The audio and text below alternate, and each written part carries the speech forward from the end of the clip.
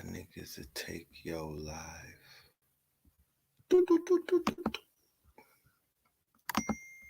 Oh.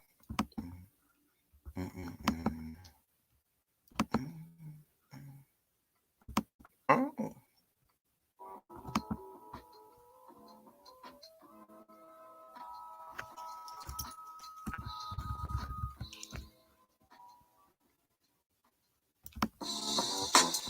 Can't beat us, join us, please bring your coinage. We sing 3-pointers, money shots, all net, all vets. Bones we not, jet skiing in them sunny spots.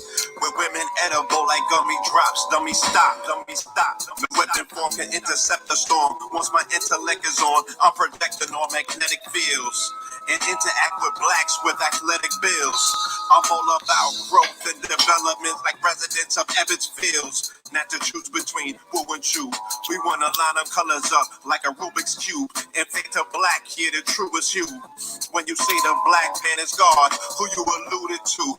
The usual Clarence 13X, a worthy guess. The words expressed come from the word in flesh. Elijah M, the NOI versus Leviathan. Messiah sent from the heavenly branches. 7 P's from since G-Dub cut down a cherry tree. In the wilderness of North America, we flossing death and forced aggression, or forced perception, forced protection, or forced confessions. It's all a lesson. The sorcerers from Corsica, killer tonics, sticks and drums, like the Philharmonic Orchestra. You niggas still playing harmonicas from officers, fabric softener. Jive turkeys popping 5 perkies, playing with keys that got stores tight. For that soft fight, we could have caught life, just being Fortnite. First class on my 4th flight, popping out like Fortnite. Every night we lit like porch lights.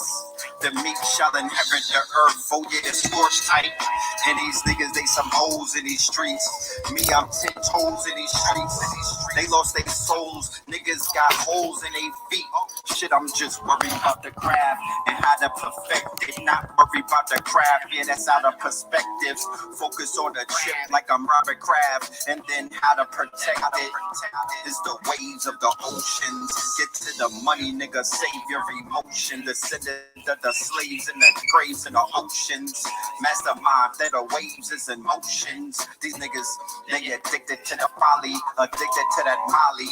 Making me a movie, them sticks made a holly. I'm Dr. Manhattan, sitting on top of Manhattan. When I get all 5 rings, snap my fingers and pop up on satin. Dressed in all black, yeah, drop top the phantom.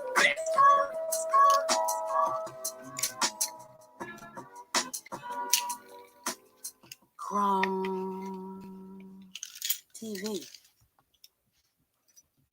Bria, bria, bria, bria. Bria, bria.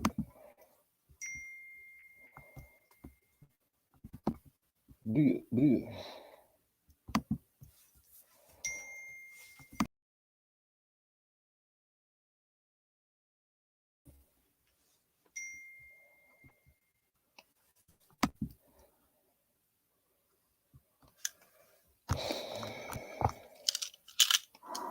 Hi, I'm Rex Moore with the Motley Fool in front of BMW's self-driving exhibit.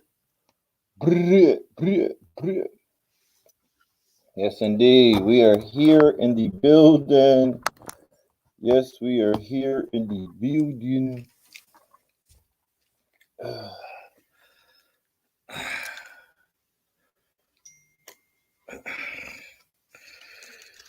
Take that out there. Yes, indeed. We are here, family, on this 420 yet again for another Melanin Monday. Yes, we are here. Shout out to everybody in the building. Yeah, you damn right. Red. Yeah, somebody said Darth Vader. Just call me Darth Vader. You know what I'm talking about? DAATH Vader. Shout out to all of my marijuana smokers. This right here is some hemp. You know what I'm talking about? And we got a panic pack on deck. But shout out to all of my marijuana smokers on 420. Shout out to all of my CBD hemp,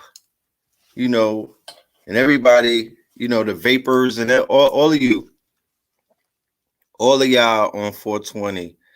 Everybody who is not just, you know, a connoisseur of the crop, but the people who are in the business of the crop.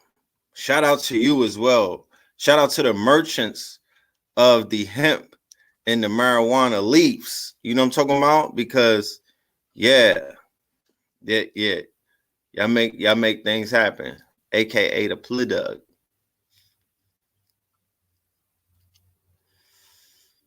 Shout out to my chief smoking peace pipes. Shout out to everybody. Shout out to the people smoking on that toad. Shit, holla. Shout out to my crackheads. But this is not your day, though. Okay? I'm just giving you a shout out, but this is not your day. Let's do the roll call. All right? Let's do the roll call. You know what I mean? And for people who, you know, don't use any kind of smoke products, you know, go ahead and sip your tea. All right? Shout out to you, too. All right, let's do the roll call. Let's find out where the family is at before we get into this conversation tonight, because this one is going to be incredible. New Haven in the building. That's right. Fayetteville is in the building. Chicago's in the building. Sanford is in the building. Myrtle Beach is in the building. Seminole County is in the building. Philly is in the building. Arcadia, California is in the building. Largo, Bay Area, Detroit, Leesburg, Virginia, Phoenix, Arizona, Chicago's in the building. East St. Louis, Illinois is in the building. Mystic, Philly is in the building. St. Louis, Mount City is in the building. Brooklyn, Monroe, Georgia. Tyler, Texas is out here. Newport News. We see you, Bad News.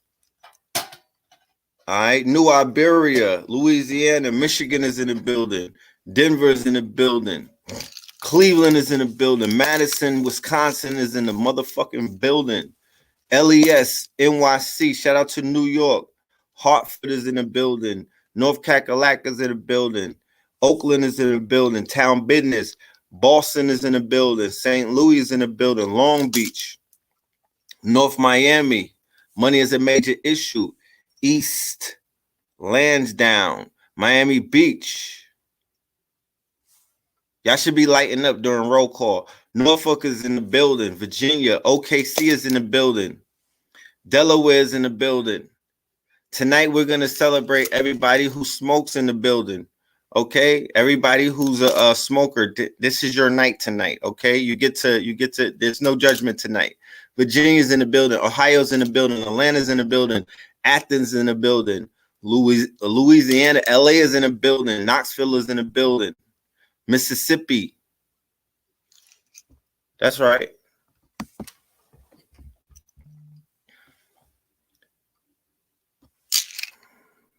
Toledo. Brunswick, Georgia. Brunswick, Georgia. Sounds like a town I could come into with about 10 racks and open up 2 or 3 businesses in Brunswick. Operation Quiet Town, tie it down, but doing the reverse of what the drug dealers did, going into quiet towns and bringing life to it, going into quiet towns and turning food deserts into you know, areas where life is, you know, being given to the people. Brownsville, Brooklyn in the building. That's right. Never, Brownsville never ran, never will.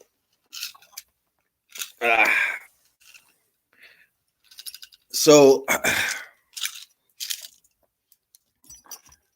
hope everybody is in the finest of, you know, health, both mentally, emotionally, and things of that nature. I'm gonna push that back.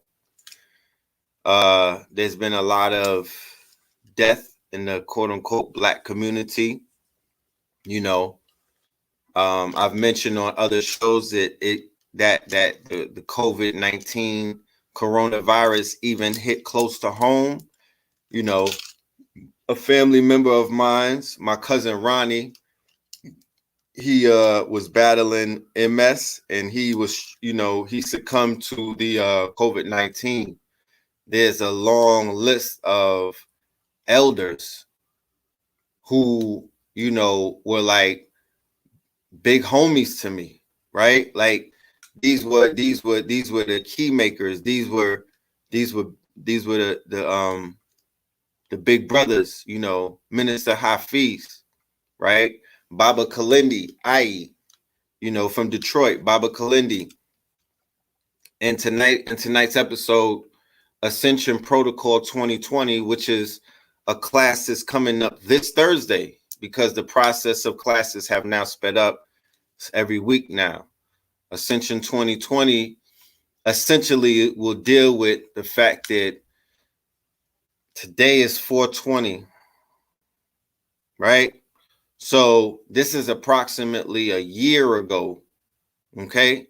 So when I was in Los Angeles, the city of angels, of Los Angeles, you know, Los Angeles, and I was going through the mourning process of, you know, Nipsey Hussle's untimely ascension, right? Not demise, his untimely ascension.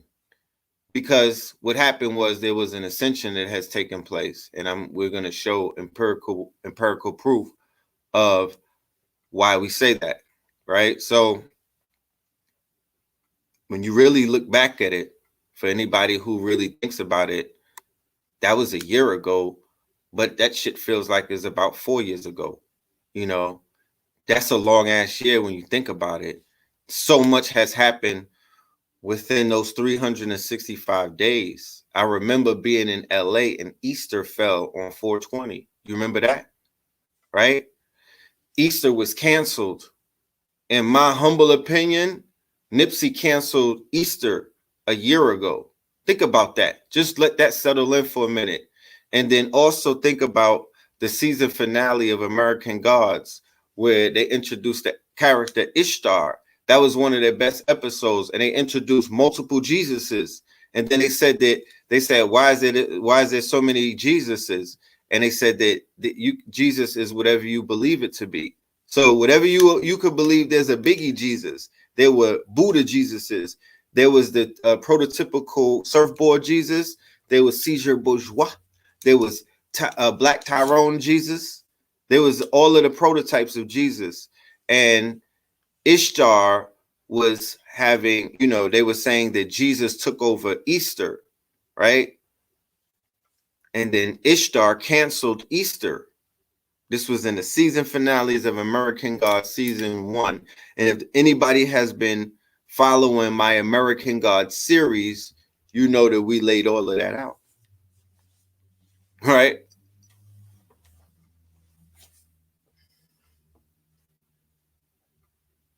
So the days that we're living in are some very interesting times.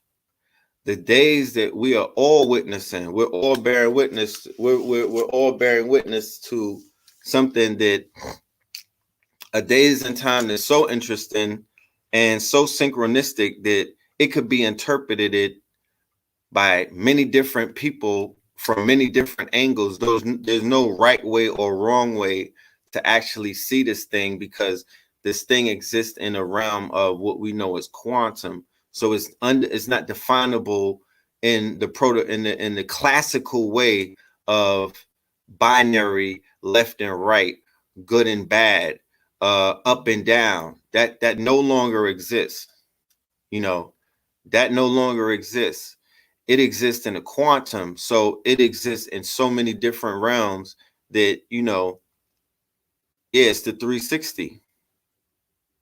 You know, so we're witnessing all kind of things taking place, but we witnessed a whole lot of things take place in 1 year, from 1 year ago to now. But going back to the whole thing about this Ishtar thing and this Easter thing, you know, when Nipsey made transition, Easter was canceled. I wouldn't even think about Easter, and nobody that I know was talking about getting fly or going to do an egg hunt or going to their family house for that Easter time, because the world, even people of all kind of nationalities, were in mourning, right, over a Crip rolling 60s, right, a blue star, right, a man whose name is Ermias Ashnagan, God has risen, right, a man of Ethiopian descent. Okay, when you talk about the whole Christos mythos, a man of the right descent, a man with two nations in his bosom, meaning that he had the American Ado strain, and then he had the continent. He's the real African American, and he died at 33, right? He fit all of the criteria to be a Messiah in these days and times. Because if the Messiah exists in these days and times, he's going to be a rapper. He's going to be in the gang. He's going to be in the trenches. You know what I'm talking about? He's going to be in designer. You know what I'm talking about? You know, those chariots that they was pushing back in those days, yeah, them shits got foreign engines these days. You know what I'm talking about? Like there's comparisons right now. So fast forward to this year, Easter was dead. Easter got canceled. As you can see, the goddamn Pope disappeared on Easter. The Easter was so dead that the fucking Pope disappeared. Right? That's how in the toilet this shit is. He popped up and then was like, you know, I gotta go. It was a TikTok video. Couldn't find out. And like I said, this whole thing got rolling on New Year's Day when the Pope was at Mass and he got touched by who? It was a Chinese lady. If you go and watch the video, you'll see, but don't worry about it. I took the pleasure of putting something together, but you can only see it on Netflix because we're not giving, you know, this cloth to YouTube. They running around with stolen cloth. Look at what Diddy and them are doing. You know what I'm saying? Lyar gave these niggas a whole hard drive full of cloth, probably. You know, they're running around boosting right now in the industry. The industry is full of boosters. They running around with cloth, but the cloth got either Lizzie's on them still or the holes that you bite off the fucking alarms and whatnot. We see the bite marks. You know, P. Diddy, right? The owner of Ciroc, Mr. Take That, Mr. You know, all kind of you know, whatever, you know. He did a panel yesterday called Health is Wealth. Now, granted, that phrase right there doesn't belong to anybody. That phrase has been used by yogis, you know, people of health food, whole food backgrounds. For years, they pimped that phrase. They made mad millions off of that. You know, people monetized that phrase. And the community has used that phrase as well. And now P. Diddy has decided in the middle of the COVID-19 crisis, when a majority of the people that are losing their lives in the continent of North America, Northwest of Mexico, right? Outside of what's going on, what it was doing in Asia, what it was doing in Europe, what it was doing in other places, what it's doing right now, where the two main places that the COVID-19 and the coronavirus is infecting the most people, and I think has the most casualties. This could be researched because this came across and it blew my mind.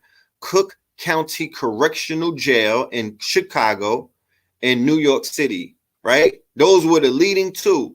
Cook County Jail, right? In New York City, right?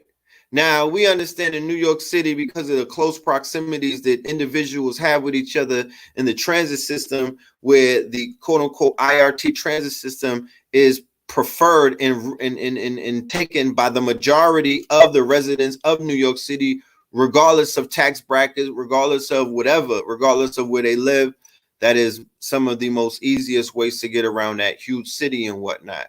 So the virus, which in my humble opinion was in New York from about February or maybe even January, but nobody wants to talk about how everybody got sick after Thanksgiving. Nobody wants to talk about that. Nobody wants to talk about everybody that got the flu, but it wasn't the flu. It was some shit that had you on your ass, right? Around Christmas time, leading all the way up into like a February. So the new strain of the coronavirus was in America way before this fucking nincompoop and this administration who are in bed. They're all in bed together. They said that they were running models. I don't want to get ahead of myself, but they said that Fauci and WHO were running predictive models. The predictive models were on quantum computers, is what we've been talking about. Like we said, they're running predictive models on the D-Wave computers, on quantum computers, and we took you on the site and we showed it to you and we opened it up and we told you get your own and be a part of, you know, be a part of the solution, not just sitting around pointing out what's going on. You have the power in your hands. You could be you could be him, you know, and obviously somebody is making something happen because it seems like the whole thing is turning around. That's a fact, and that's happening in real time. You know, that's happening in real time. Let me go and put my Cash App up there while I'm up here talking this talk, in case somebody wants to go ahead and add on to the ministries, you know.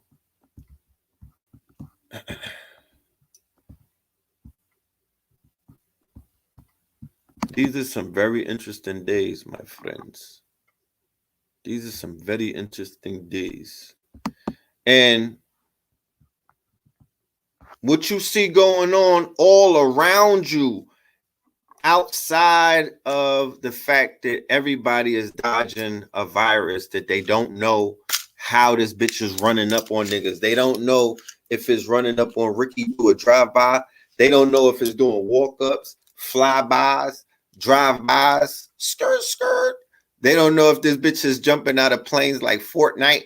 You don't know where it's coming from. How you don't know when this shit is Bird Box. You know what I'm talking about? This is Bird Box. How did these people at Hollywood notice? How did they notice? Because Harvey Weinstein and Jeff Epstein and Bill Gates all be in the same motherfucking whorehouses and dungeons together. Case in point, Michael Jordan, Michael Jackson, and Mike Tyson back in the days, Eddie Murphy, right? Princess Diana and Casper Weinberger, they all used to be in their own thought spots or in their own hot spots or in the grotto at what's his name, Hugh Hefner's spot, shit like that. This is like the same way niggas around your way, dudes from one gang hang out with another group of people from another drug crew. They run through a whole group of strippers and prostitutes and girls who like foreign cars and girls who are having hot girl summers and waitresses from McDonald's, shit like that. You know, that's what's going on. So that's just that on another level. And Bill Gates and the Melinda Foundation, Bill Clinton and the Clinton Foundation, Jeff Epstein and the Billionaire Boys Club Foundation, right? He running around. He got a VIP. This nigga has the entry pass into every party. You know what I'm talking about?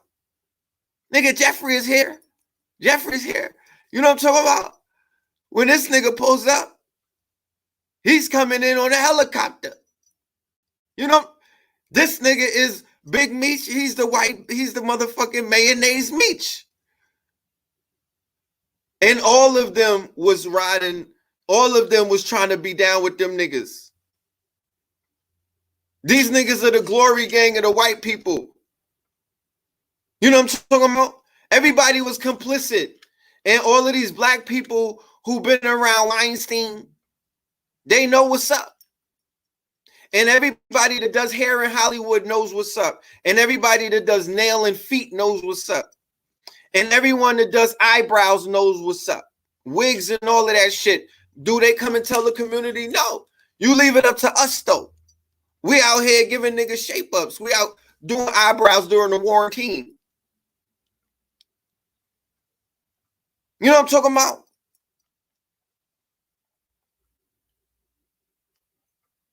We putting on lace fronts during the quarantine. Because niggas is allowing a de facto corporation to tell them that they can't get fresh and get a shape up. Stuff for law. That's right there, Joe. That right there. You got billionaires and millionaires that can't get a fucking shape up. Nigga, are you serious?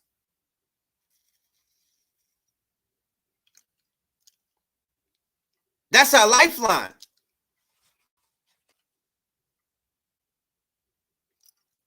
You know what I'm talking about? That's to us what Fashion Nova is to someone from Instagram. Nigga, that is our front line of offense. Is a fucking shape up.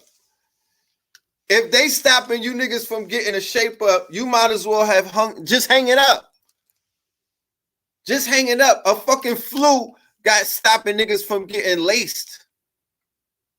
I can't. And we caught you niggas like we have everyone on film. We got the data. You know what I'm talking about? We got the data. Niggas was on their lives.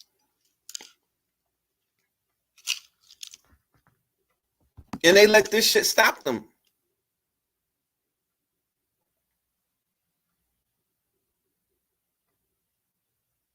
You know what I'm talking about?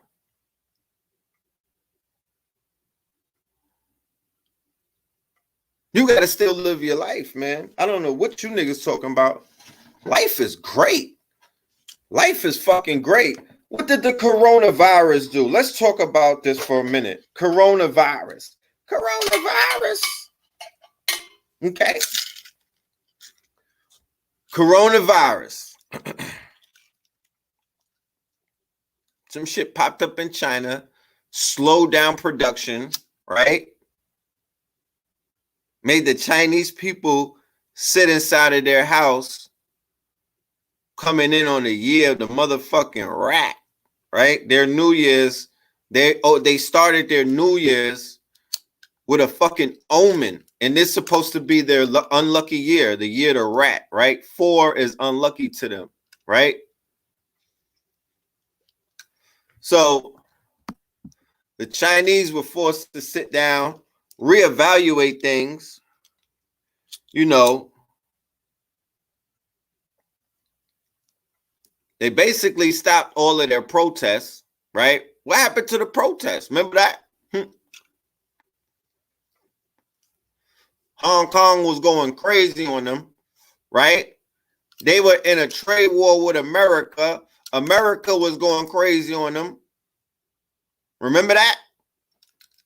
All of that shit went out the window. They fell back, got rid of 18 million of their citizens, right? Started wiping out their fucking opposition. You know what I'm talking about? Start disappearing niggas. You know, strengthen their 5G network, strengthen their quote-unquote 5G capabilities with the lockdown. The fact that they were able to lock down their whole country and they showed the whole world it was a test run. It's almost like the data that they got from that, they're able to show how they utilize cutting edge technology, right? Because they are the ones that are ahead of the pack. Their technology is not in prototype. It's not in prototype. The shit is in functionality. It's running a superpower. This is the top superpower of the world. Nobody is factoring that in. So if you're the top superpower of the world, you have the motherfucking say in a lot of affairs. You could call all kind of theater. You can make up any kind of thing. Or you could be engaging in forms of warfare. You know what I'm saying? This subversive and overt at the same time. But these are war games. And if you don't realize that you're in the midst of the war games, then you're not paying attention to everything that you've been taught over the eons. Before niggas came along, you was listening to the rappers. They told you what it was. If you was listening to the poets, they told you what it was. If you was listening to the R&B singers, they told you what it was. If you was listening to the soul singers, they told you what it was. If you was listening to the jazz singers, they told you what it was. You know what I'm talking about? They was telling you what it was through the instruments. It goes all the way back. They've been telling you what this was. You've been knowing what it is, and you've been playing dumb to this day. And to this day, you know, you're gonna, to this day, you know, that motherfucking devil is gonna cheat, and he's gonna rig his boxing glove to beat up on you, and then he's gonna lick your blood. We allowed. This is how crazy niggas are. We allowed this crack. Excuse me, we're on YouTube. I'm sorry. We allowed the Neanderthal to lick on Deontay Wilder, his blood specimens. This was during the goddamn COVID crisis. The corona was still out here. The corona was rising, right? And they was like, ooh, that was crazy. Look, he could have got locked up for that 2 weeks later. Think about that. Think about that. And then this is what put the icing on the cake. This is how I knew it was a grand ritual. It became a ritual when he lined up with the Pope. The Pope plays a big part in this whole thing. The Pope set this whole thing off. The Chinese lady touched him. The Pope got sick. The Pope have disappeared off the scene damn near ever since around that time. Remember, she touched him and he hopped back like he was about to snuff her. And then she was like in the crowd. Talk black to me. We're going to show that in this lecture coming up on Thursday.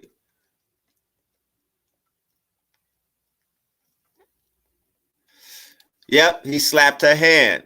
He slapped her hand, didn't he? That was unlike the Pope. He slapped her hand, right?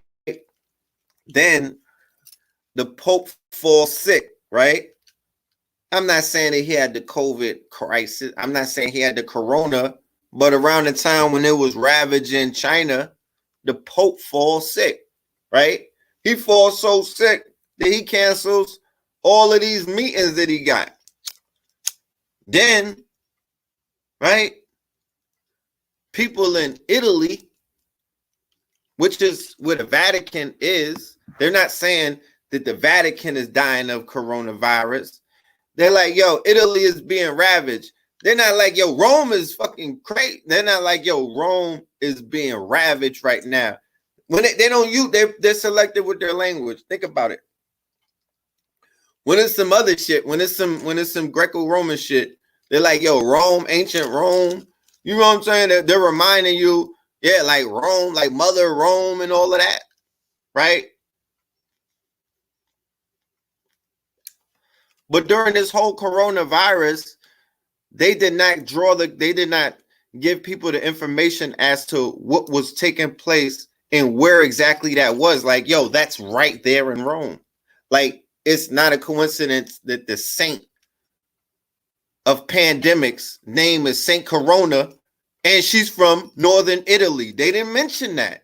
So how the hell are they paying Matt Lauer and Don Lemonhead? You know what I'm talking about? And the rest of these talking head, what are they being paid for? What are they doing? Who are they speaking for? What agenda and what narrative are all of them following?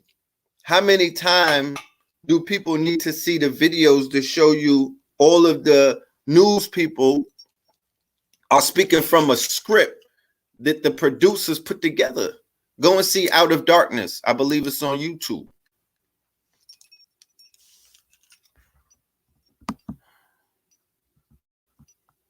So northern Italy, Rome, right, that the Rastaman said was supposed to, remember, in Ethiopia is 2012, right? So in 2012, things are supposed to be happening. In Ethiopia right now is 2012. Italy is the people who muster gas Ethiopia. Italy is Mussolini. Italy is the people who was holding on to a whole bunch of stuff from Ethiopia. They committed atrocities on a land that never been conquered. Wakanda. How about that? Right? Where the black Christos is, where the Christ is at. You niggas never seen an Ethiopian shorty in your life? You know what I'm talking about? You don't eat the you know what I mean? Yeah, they was in Italy, they was in Ethiopia and acting up. So these are the Romans who been acting up in a lot of things. That's in Godfather Harlem with Bumpy. And then the sentiments that the Genovese had when they flooded the heron, the horse, the opium into the black community, and they flooded and they poisoned and they flooded intentionally. Those are they peoples right there. The same age of the people who in them hospitals is them same people that had a hand in that. You know what I'm talking about? That's that part. That's where they from. I'm just giving you some context. This is about context. You know, we need to add context into the narrative when we see these things, because everyone is free to their interpretation. This is only a journalistic viewpoint from what my standpoint, based off of my research and the facts that I could utilize and that I could show this based off of true facts, not speculation. These are all facts. I'm just giving it from a perspective that either the mainstream, the woke media, the woke joke media, the woke no joke media, you know what I'm saying? And all of these other outlets that are out here, the chatty patties, you know, all of these outlets, all of these useless, this chatter, this psycho babble, you know what I'm talking about? They be out there. This, you know, but there's people added on. Don't get it twisted. It's a whole bunch of people added on to this narrative. It's like I said, everybody has their own angle and vantage point. You know, you do your research. You feel me? This is about you doing your research because it's out here, you know. But pull up on Thursday because I'm doing my research. So I want to show you, I want to show and prove. I'm just talking it. I'm going to show it. I want y'all to come and get the class that we just did on Thursday.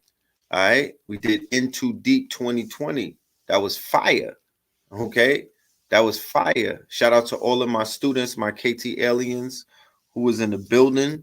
You know what I'm talking about? Who showed up. If y'all was in the building, press 1. I appreciate every single one of y'all, you know, who came through because, you know, that was, you know, that was some last minute shit, and y'all pulled up. So I appreciate y'all. You know, we had a lot of information to give out. You know, we got a lot of information to give out. So Ascension 2020, Ascension Protocol 2020. Going back to what we were saying about, you know, how the world has changed. How could you get in the building? The link is in the description for the Eventbrite link to go buy your ticket. Or if you want to buy a ticket, you could just send $20 in your email to the Cash App right there. PHILMORELAND. That's me, your brother Red Pill. That's the government. All right. PHILMORELAND. Did I ever tell y'all how my name Red Pill is in my whole name? Because my first name is Philip. Philip means lover of horses. The way that the ancestors are so ill right now, I'm set up where I got horses across the street from where I'm at. A horse park is beautiful. And I grew up, I love polo. I was a lover of horses. That ain't Ralph though. Yeah, I was in that Ralph though, right? But Philip is PHI, and PHI is phi, like philosopher, philanthropy. You know what I'm talking about? You know, philosophical, you know, philharmonica, but phi is fire, right? Fire. So fire is red. And then LLIP flipped around is PILL. So PILL is pill. So red pill is in my name. You know what I'm talking about? So in my name, in my first name, there's no such thing as a slave name. Astaghfirullah, don't say that. Your parents are all too wise. They already encoded your destiny. They encoded your destiny in your name, Barquisha. Okay, break it down. Bar. You're supposed to have bars. You got bars, right? Okay, well, go ahead. You work out with the bartenders. Okay, Quee, right? Quee, right? So like you're a queen, right? Put the N on it. Isha, right? So you know, Isha. Okay, you know what that means. Easter. Nah, but everybody has a purpose, man. Y'all got to get your name broken down. There's a sister by the name of Dorothy Muhammad, and she did that for us. Shout out to Sister Dorothy Muhammad. Shout out to all of the Nation of Islam, Fruit of Islam. You know, shout out to Rising Power, to uh Minister Hafiz. You know what I'm saying, and all of the brothers and sisters, you know, who made transition throughout this, throughout this pandemic. I call it a pandemic, right? A pandemic. Yeah. Queenisha. You know what I'm saying? Queenisha. Yo, everybody's a star. Everybody is a star. Right? Yeah, Phil is also to full, right? So the name Phil means to full.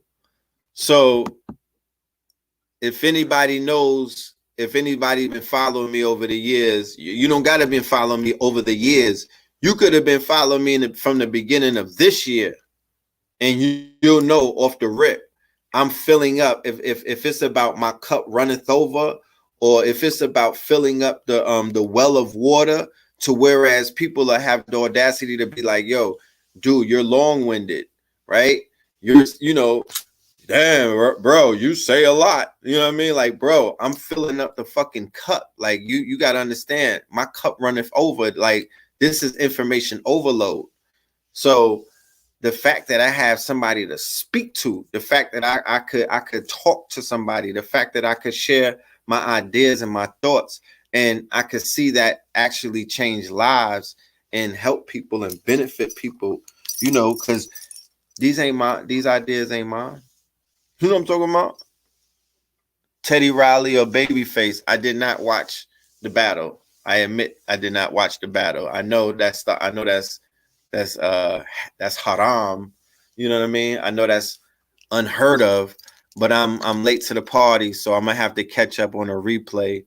You know, I gave Teddy Riley a few minutes of my life the other day, and you know, he kind of fucked it up forever. So I fell back. But I heard that it was a tie. I heard that they put out some very good vibes. I heard that they helped change the frequency. I heard Bobby Brown is a legend. You know what I'm talking about? And I'm gonna dive into that. I'm gonna get into that. And like I said, I love the sound clashes. The sound clashes remind me of what I came up in back in the days with At Ease. You know what I mean? Biltmore. I used to be in Biltmore, Tilden, Caribbean Dome. You know what I'm talking about? So we used to go to At Ease versus Kilimanjaro, Stone Love, the Arc and whatnot, Spectrum. You know, yeah, Base Odyssey. You know what I'm talking about? All of that. All of that's back in the days. That's 92. That's Bounty Killer. You know what I'm talking about? That's Bounty versus Beanie. You know, that's all that. Scorpion King 2, where is it at? Oh, you know that's on the way. You know what I was gonna do the other night? I was gonna have a listening party. I was gonna play some music and whatnot, but that's kind of going too far. You know what I'm talking about? I don't know if I got clearance to do all that.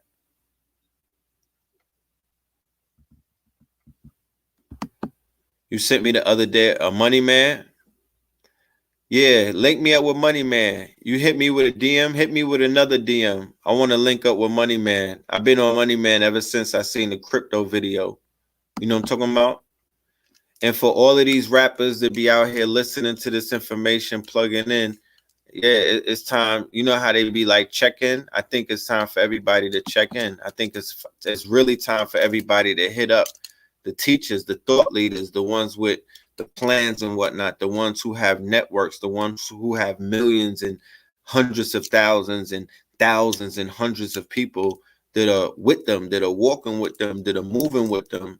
You know what I mean? That are their army, whether invisible or visible.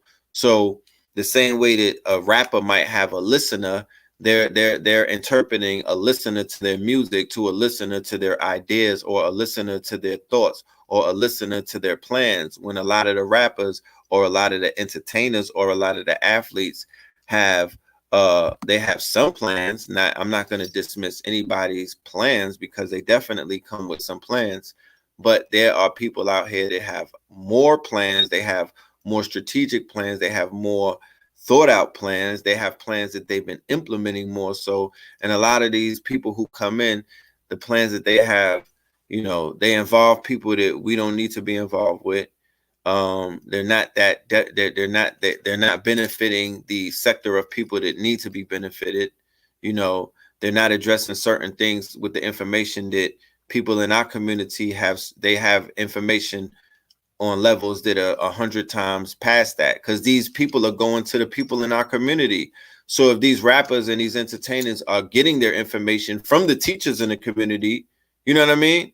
Then why the hell don't the teachers in the community step out and do some shit with it? You know what I mean? Where they're putting value to the shit that they're doing.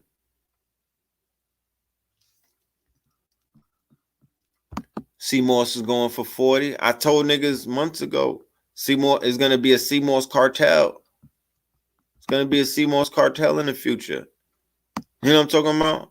I'm going to check that out. Hunting season, Papoose. Yeah, that's my guy.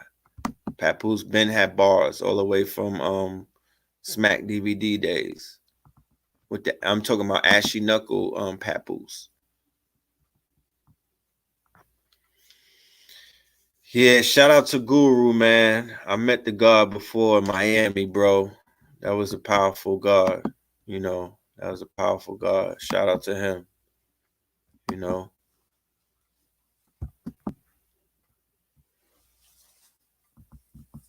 Yeah, Pap is the truth. Pap is the truth. You know.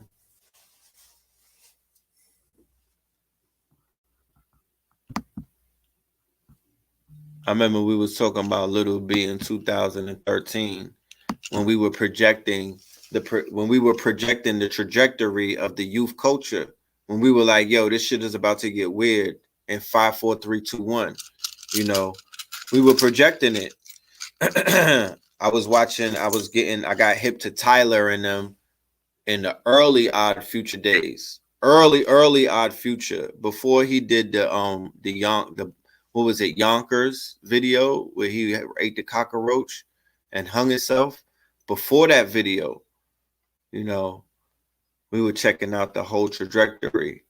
And we were like, yeah, these are a bunch of teens that are going to rebel against the generation that came before them. They're going to do everything to be as repulsive and as weird, and as they're going to be misfits and outcasts on purpose, because they're not going to want to be affiliated with the baggy jeans wearing, super hyper masculine, mad tough, you know, ice grilling, super thug drug dealer shit. They're not going to be with that. And look where we're at right now. You know, the culture has morphed into an aesthetics where rock and roll culture, skateboard culture, hip hop culture, junkie culture, narco culture, right? and whatchamacallit, and LBGT culture, it's all been mashed into damn near one expression. And that's what hip hop is right now. And you get to see that during the rap battles. You get to see that when they play the real music. You get to see that when the catalog come out and there's no middleman, there's no agenda, there's no fake ass promoter, there's no fake ass fucking bottle service. All of that shit is removed. They took the fake shit out. Corona takes the fake shit out. The Corona, the crown is rising 2020. Everything is clearer now. People are being seen for who the fuck they are versus who they're not. A lot of niggas dropped the ball and a few motherfuckers picked it up. Okay? Corona rising. The Ascension Protocol. All right? Things are beginning to come clearer now. They promised you this. Motherfuckers is complaining about birthing pains. But why wouldn't they? There was niggas was in their comfort zone. Only the motherfuckers who was eating ramen, motherfucking noodles with their motherfucking with some goddamn quinoa sprinkled on it understand what the fuck I'm talking about. You know what I mean? Only the people who were out here pushing Seymour's, pushing motherfucking soursop, pushing motherfucking shea butter, being clowned, being ridiculed, being made fun of, being, you know, Black Twitter dragging people, you know what I'm saying? Trying to discredit and, you know, people cloning people, trying to devalue people, motherfuckers hiding the greatness of people, you know what I mean? Out here running with people's cloth. But like I said, the cloth got alarms attached to it. And every time you niggas get on the radio, your shit start ringing off. Every time you niggas do an upload on video, the alarms ring off, nigga. You know what I mean? You can't run with our cloth. Kanye just did a video where he ran with Blue Pill's whole box theory. Everything that Blue Pill been breaking down about, everything is about a box. This nigga is laying on top of his fucking Jeep in his 40,000 acres. That's some bullshit. Salute to him and kudos to him for that demonstration. And he's running with the nigga's cloth. Stolen Tweezy. You got Yeezy cloth? Well, shit, you got, what about Tweezy cloth? Because that's the shit he's wearing that. Whether he knows it or not. You dig what I'm saying? Because he's always giving credit to the European thinkers. He's always giving credit to the European scholars. He's always saying their names. He's always putting their names into the motherfucking stream of consciousness of his followers. And he has all of these young black men worshiping these fucking Europeans and these Romans. And niggas wonder why these niggas are Batiman. Niggas wonder why these little niggas want to be Romans. Niggas wonder why these little niggas is Greco. Niggas wonder why these little niggas is out here Geicoed out. Lizards, right? Because they got put into a world where the shit is lizard infested. So your DNA responds to your environment. You know what I'm talking about? Your DNA responds to your environment. These motherfuckers is parasitical. So if you go around them, their parasites are going to communicate with your parasites. It's going to be a fucking chemical romance. And that shit usually ends up with some feces. You know what I'm talking about? So niggas need to get their shit together. Literally. We would insert the bomb right there if we was on the radio. You know what I'm talking about? We would drop the bomb right there. But niggas is out here playing games. And it's a motherfucking war going on outside. I don't care how you want to cookie cutter it. I'm not here to play no games with nobody. This is not playtime. If a nigga crossed the line during wartime, you already know what it is. This is not no time like bro or brah or ma. Whatever. Like, this ain't it.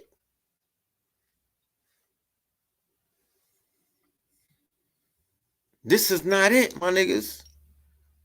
They out here knocking messiahs down. Look, there's a 3 king ritual that took place ever since my guy Nipsey made his ascension. I don't want to give away the whole lecture, but check this out.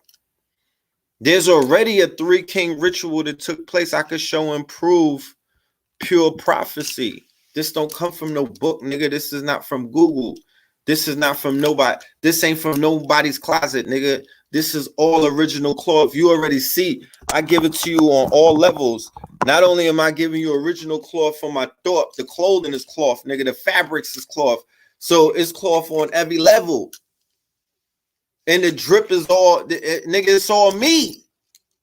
Fuck is you talking about? I'm literally in my proper persona. My thoughts is original. My cloth is original. You know what I'm saying? My broth is original. You know what I mean? Even my sloth is original. So that's what it is.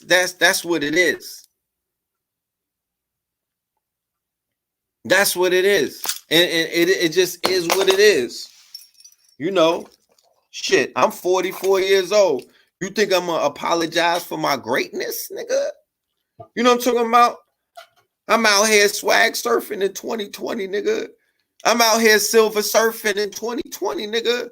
You know what I mean? Nigga, I'm Benjamin Button in 2020. Nigga, and what are you talking about? Fuck is you saying? I'm not Joe Button, nigga. I'm Benjamin Button. And it's 2020. Nigga, we made it. And this shit is going down. And 3 kings just were laid to rest in the West. The first king was Nipsey, right? The second king was Kobe. That was the king of the West. That was the king of Los Angeles. And the third king was the king of New York. His name was Bashar. His name was Bashar Jackson. They call him Pop Smoke. He was crowned the king of New York before he got murdered. And that he really had that title because he had New York. He had the city in a smash. His name was Bashar Jackson. Right? He had all kind of shit going for him. They gave him a messianic force. 3 kings laid to rest in the West in a span of a year because we just hit 420. So I'm in LA last year, 420. And I'm like, yo, this is Ascension Protocol. If anybody's been following us in the platform, and you already know we did Ascension Protocol 1 and 2. We already did the shows. You can find it in the search bar. Go to Netflix. We'll have a playlist.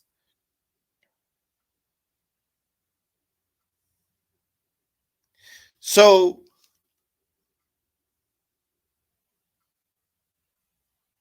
when I look at that, I'm like, damn, that's crazy, bro.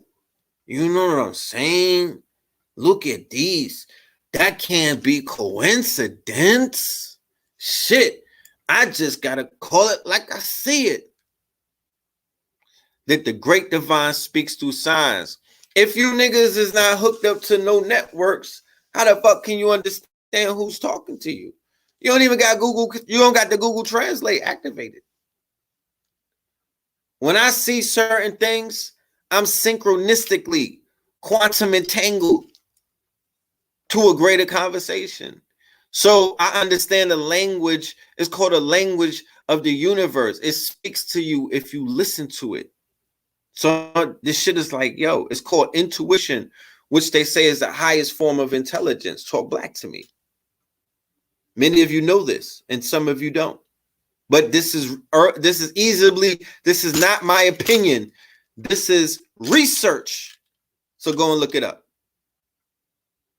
So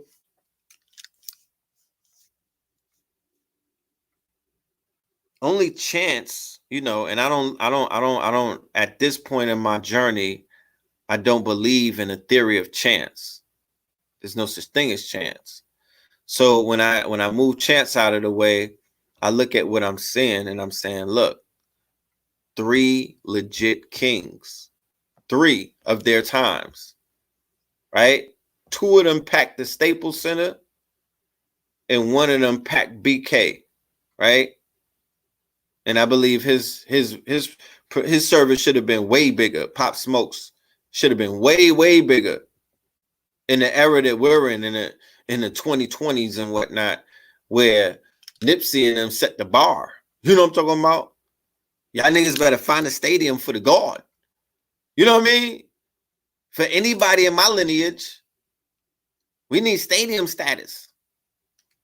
You know, shit. So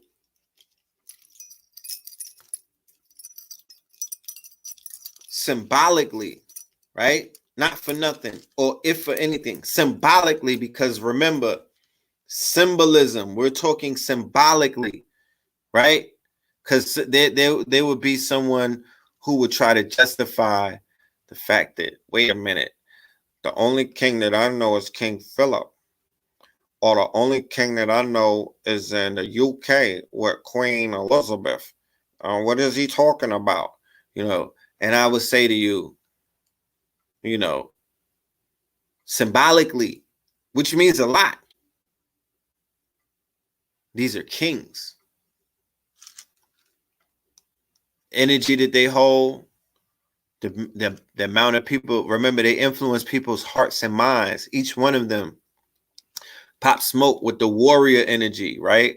Pure energy, but a lovable person. He was in people's hearts and minds. You hear a lot of women say that they loved him, that people said that he was lovable. He was a lovable character, a likable character, and he won them over, right? Then you have Kobe. Even though people say that he was arrogant and all of that, he began to win people over because he became the father. He became the entrepreneur. He became a little more humble and whatnot. Then, of course, you had Nipsey. Although he was a gangbanger, things like that, he wasn't always the most, household type of person. He was respected. He was loved. He had the hearts and the minds of the people. He was in the neighborhood hero and whatnot. So there's a pattern that's taking place that I'm seeing. And in the span of a year, we lost 3 kings. And it's just a coincidence that they all fell in the West, right? Not like they were from the West and then something happened and they brought their body back. No, all of these things happened directly in the West, right? So saying like, damn, this is interesting, right? This is fulfilling the prophecy that we put forth a year ago when we did Ascension Protocol, when we said there's an Ascension Protocol taking place. Pay attention. Now here we are a year later, and we have the 3 king ritual completed, right?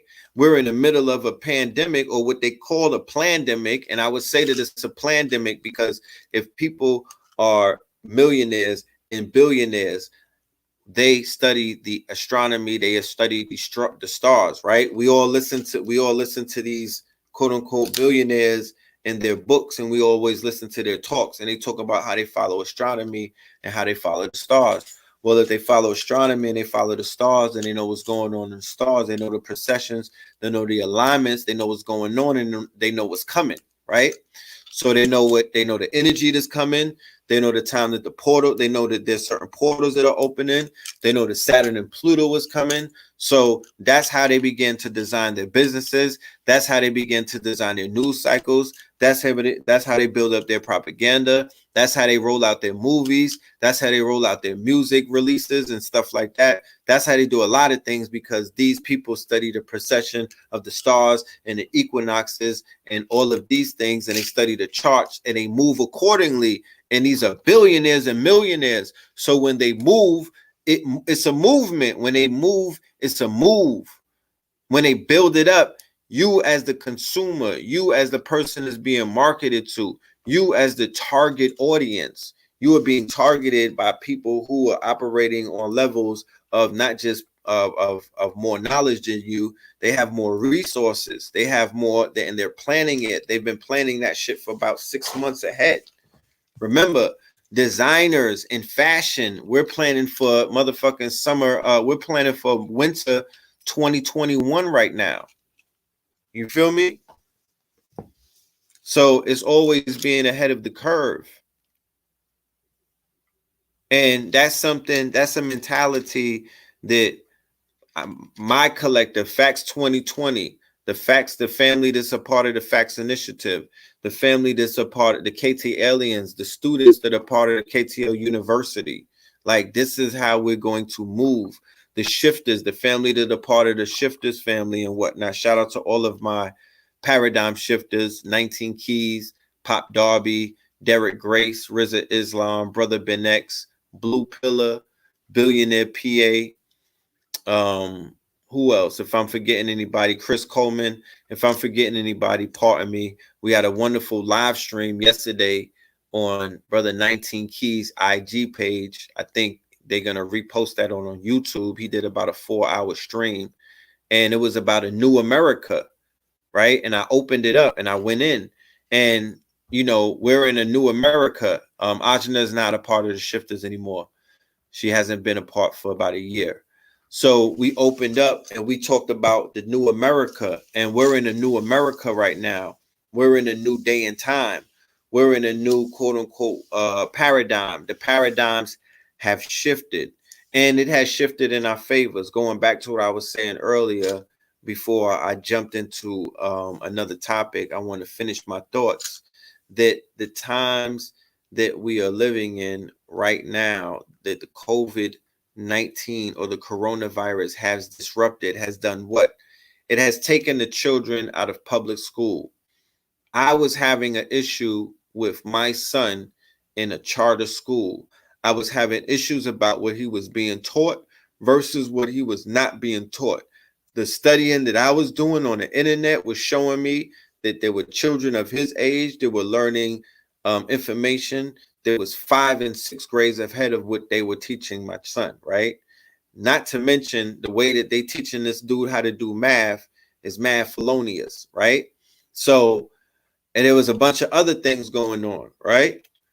So I'm like, yo, you know what? I would love to have him and his friends at home listening to some of the information that I listening to, because if I go through the YouTube University, or if I go to one of these Udemy sites or Khan Academy or something, I'm like, yo, these are some of the things that the children could absorb this, especially when it comes to some digital stuff, because from the looks of it, the way that they're glued in front of these Fortnite screens, they're into the digital stuff heavy.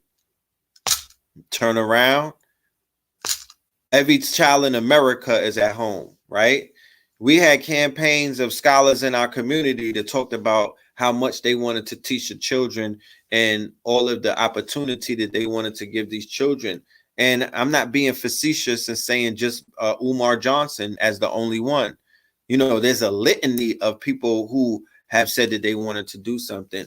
Well, this is definitely that time. And the technology that is out there is definitely available for you to do it haphazardly, especially if you got a budget. I'm talking about a shoestring budget going all the way up to a real budget. You should be doing something immediately. I'm talking about as soon as Monday starts. You could get into hyper. You could jump into hyper automation. You could jump into hyper automation and have something set up in 48 hours.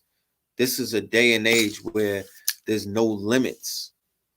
All right. Until there's a limit, there's no limits right now. Let's not talk about tomorrow. Let's talk about the now. Stay in the now, and that's where your power is. Stay in the now, and that's where your power is. I'm gonna put this on the screen. I need y'all to sign up to this. I need y'all to come and get this Forex money with me too. You know what I'm saying? Shout out to everybody that's coming, signing up to the Forex, to the Forex University. I'm talking about getting those bots to get them working for them. Let me put that on the screen real quick. And I gotta do something.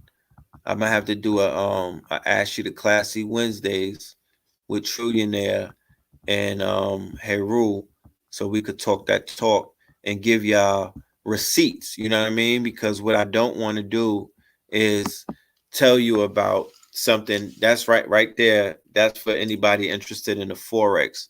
There's a $97 special for the rest of the month. All right, $97 instead of the $150. If you want to sign up for the $97, get on board right now. You have to the rest of the month. Take advantage of that. Just put the 97 up. If you got 500, if you got a stack, if you got 10 stacks, 100 stacks, whatever, what's $97? Go and learn how to trade. Learn how to there's a bot that's going to trade for you when you put more money up. Of course, you got to invest money to make money, but there's an actual bot that's out here making bread while you sleep. There's nothing better than automated money. There's nothing better than machines working for you. Don't be afraid of AI. Don't be afraid. Don't get spooked by the spooky people or the spook alerts.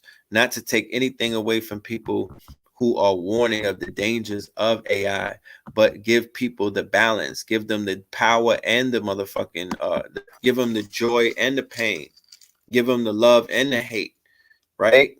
You got to give them the fear and the strength, because everything is double-sided. There's two sides to every coin. Everything is double-sided, and all things in moderation. You know what I'm talking about? We have to put that in always in perspective. All coins are double-sided. There's red and there's blue. They're like, yo, Red, you're a little more fiery. Nigga, it's a coin. On one side, he's the other. So he's going to be the opposite of that. There's called polarities, right? It's called dualities and polarities. That's what you get in the expressions of twins in real life. But that's a principle, and that applies to, you don't got to be a twin. So don't live with envy. You know what I'm talking about? Or Charlemagne. You know what I mean? You don't have to be a twin. It's a principle, and it applies to things that you can that you have in your life. Yes, exactly. Balance. Don't fall for nobody trying to pull wool over your eyes like, oh, I'm the most holiest person ever. I'm not. I'm not wrong with anything. If there's somebody around you that can't admit to being wrong, get away from them now. Say it. Spare yourself. Spare yourself having to spear that person, because either you're gonna have to yellow put that dog down, or they're gonna try to put you down. Real talk. Spare it. Spare yourself. I'm telling you from experience. You know, I'm telling you from experience. It's not worth it. It is not worth it.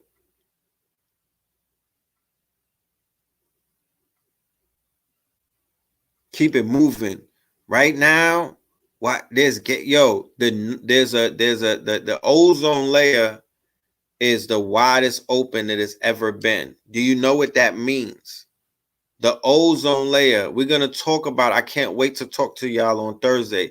But I need y'all to get y'all tickets. The more y'all get y'all tickets, the more excited I get.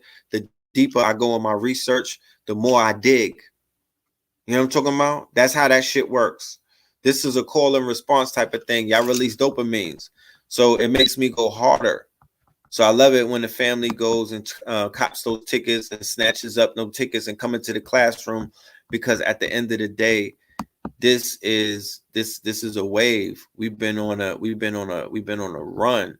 We have been on a wonderful run with these classes that we've been doing. I went over my catalog this weekend. I was in my catalog on the back page of Netflix, putting together these playlists and putting together these collections and whatnot. And I was just blown away as to the quality and the level of content and the powerful presentations that we've done, both me and Blue Pill and KT, what he's been doing all over the internet, and a few other people. What Rich has been doing is monumental.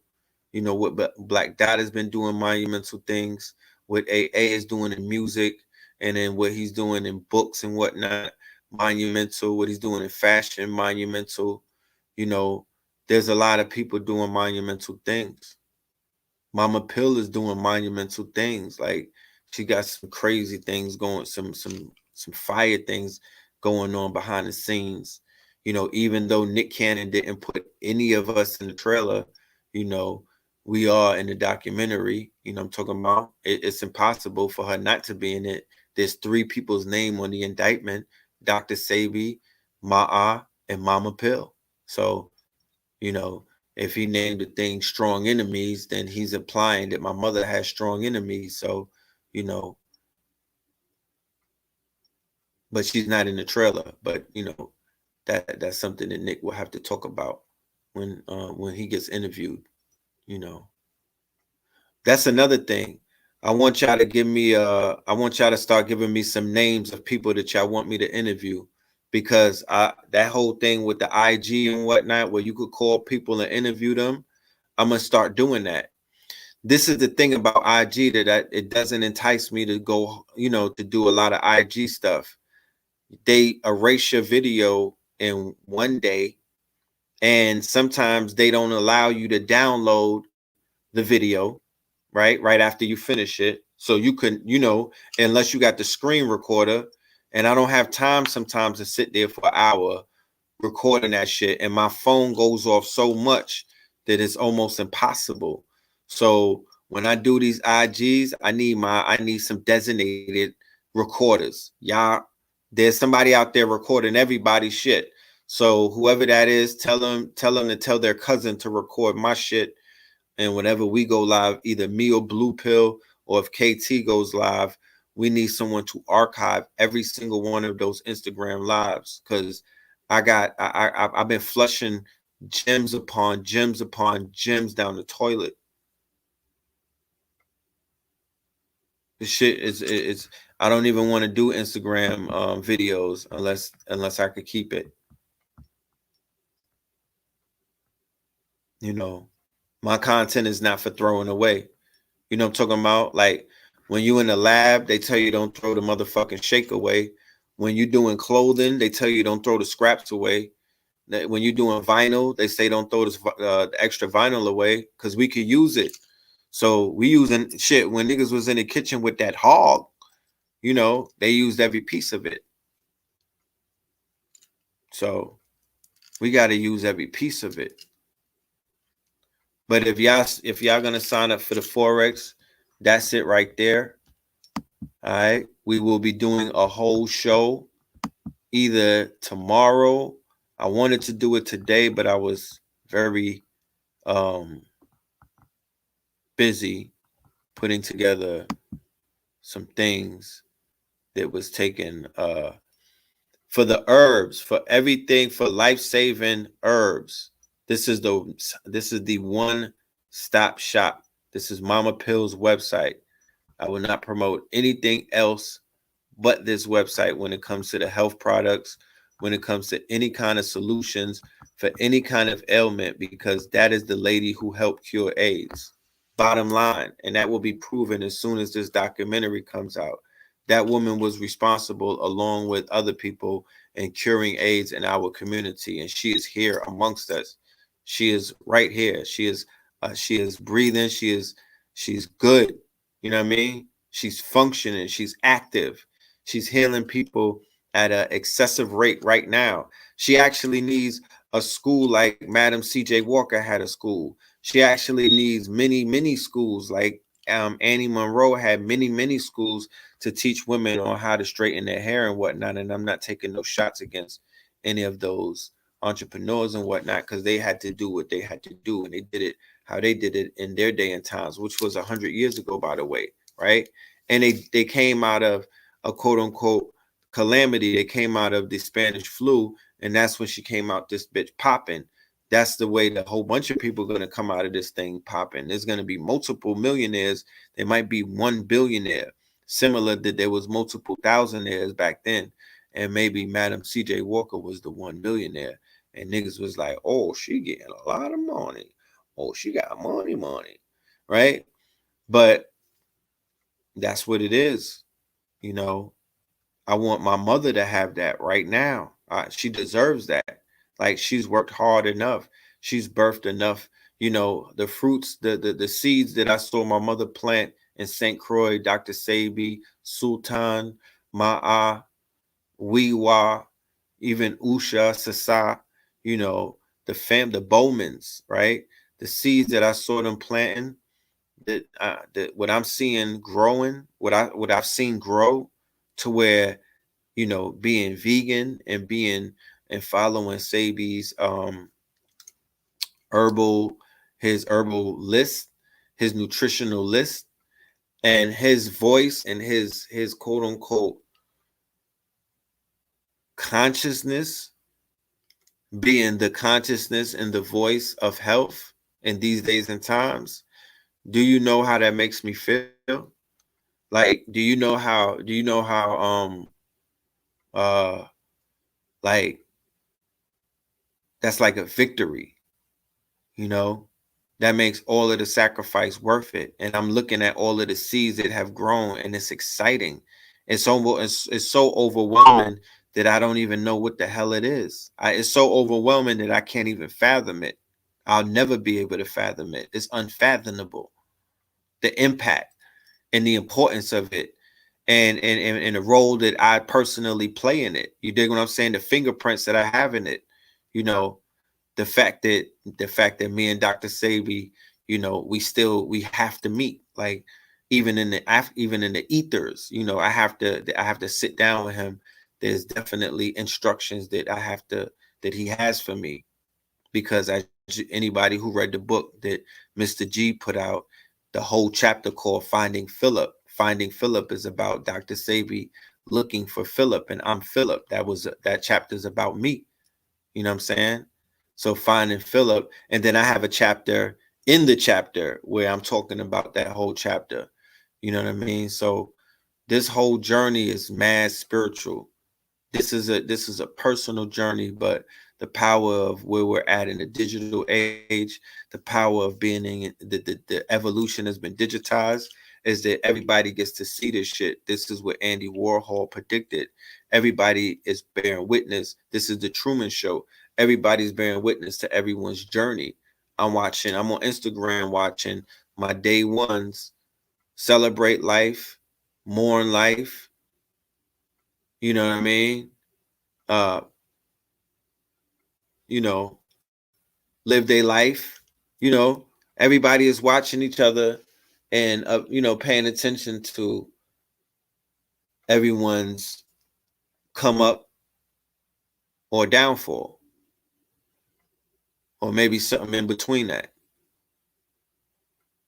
You know, and it is what it is. You know what I'm talking about? And one of the good things about it is,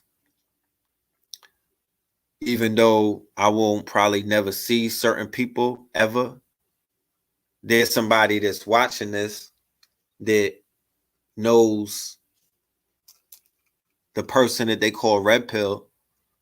They like, yo, nigga, it's that nigga twin right there. You know what I'm talking about? Fuck, what is you talking about? Nigga, that's that nigga twin right there from Flatbush. That's the twins. What are you talking? You mean to tell me that the twins is Red Pill and Blue Pill?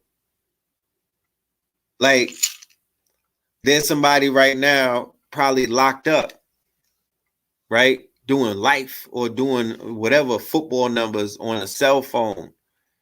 And they're watching one of these videos and they know, yo, I know this kid. I remember these niggas from the All-Star weekend. I remember them. They used to be with Jackie Rowe and them. They used to be with Mike Tyson. They used to be with Berger. They used to be with G Young and them.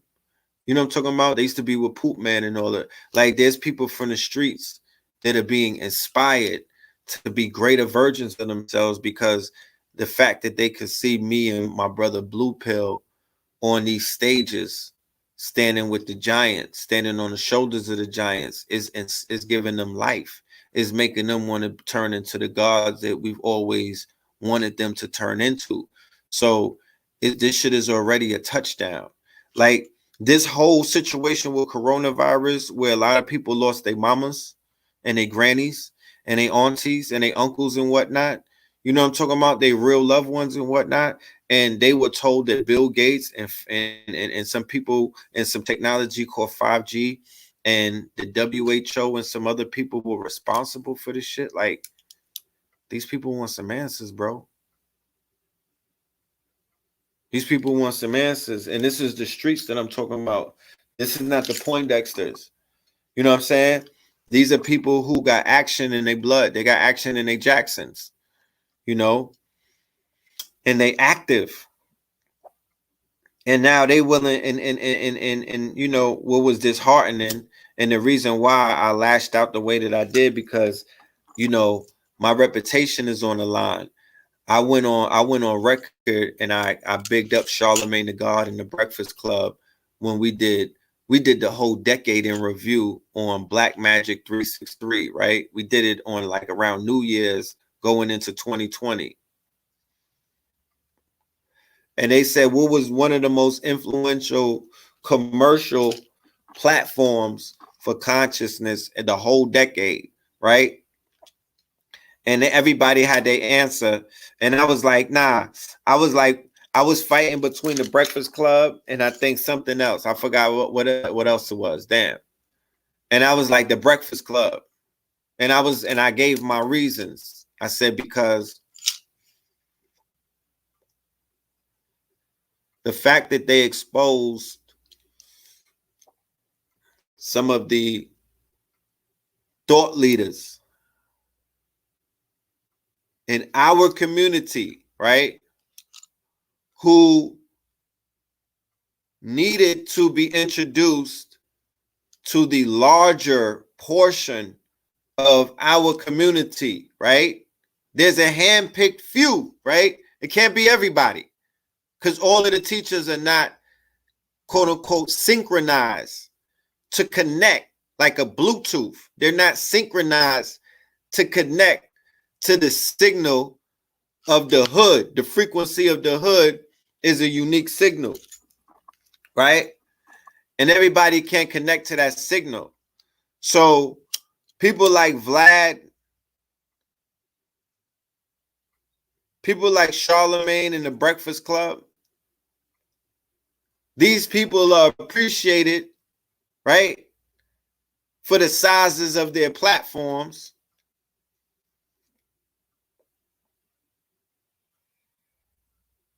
Which equates to the quantity, the quantity value system. The quantity value system is where you have to make a decision whether you're going to choose quality over quantity or quantity over quality, right? So that's a decision where you'll choose quality over quantity because you want to keep a certain price point and you want to keep a certain quality, right, at a certain level. So you like, fuck that. If I got 10 customers and they pay for a suit and they give me $1,000 a suit, then I saw that I'm going to just stay with those 10 customers and I'm going to treat those 10 customers like the best people in the world, right? Then you got another person, another merchant, where they say, fuck that, I'm going for quantity over quality. So I'm going to go ahead and sell a knockoff version of that shit for $10, right? And then they go ahead and flood the market. And by doing that, when you see the outcome of the whole equation, what the whole flooding of the market did was it devalues the other market of quality, right? So when you go into these markets, because woke is a marketplace, Vlad is a marketplace, Breakfast Club is a marketplace. Anybody going on these platforms know you're going to go and pitch something. You going into a marketplace. You going for the sale, nigga. You're not going up there to talk about, you know, how the fuck you feel about black people getting stomped out. You're not getting up there talking about, you're gonna talk about that because, nigga, that's the window dressing. That's the curtains on the Maybach, nigga. You know what I'm talking about? That's all of the, that's all of the fucking, that's the croutons on a goddamn Caesar salad. But the sun-dried tomato part, that's when you pitching your motherfucking sale. That's when you're going to pitch your sale. I got a documentary. I got a book. I got a motherfucking crowdfunding. Nigga, I got a shoe. You know what I'm talking about? I got a shirt. So it's a pitch. It's one of the biggest elevator pitches. It is the Shark Tank. You know what I'm talking about? It's the hood Shark Tank. Because you're going to sell, yo, and this is no offense to nobody. I'm not, you know, I'm not judging nobody. But they had some people get up there and they were selling motherfucking jars with Kinko label. With what's that? Is that Kinko's? Nigga, the labels was from Kinko's. How about that? How about it was from Staples? Right?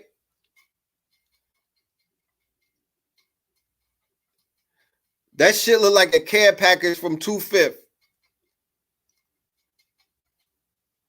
You know what I'm saying? So people get up there and they sell things because it's a marketplace.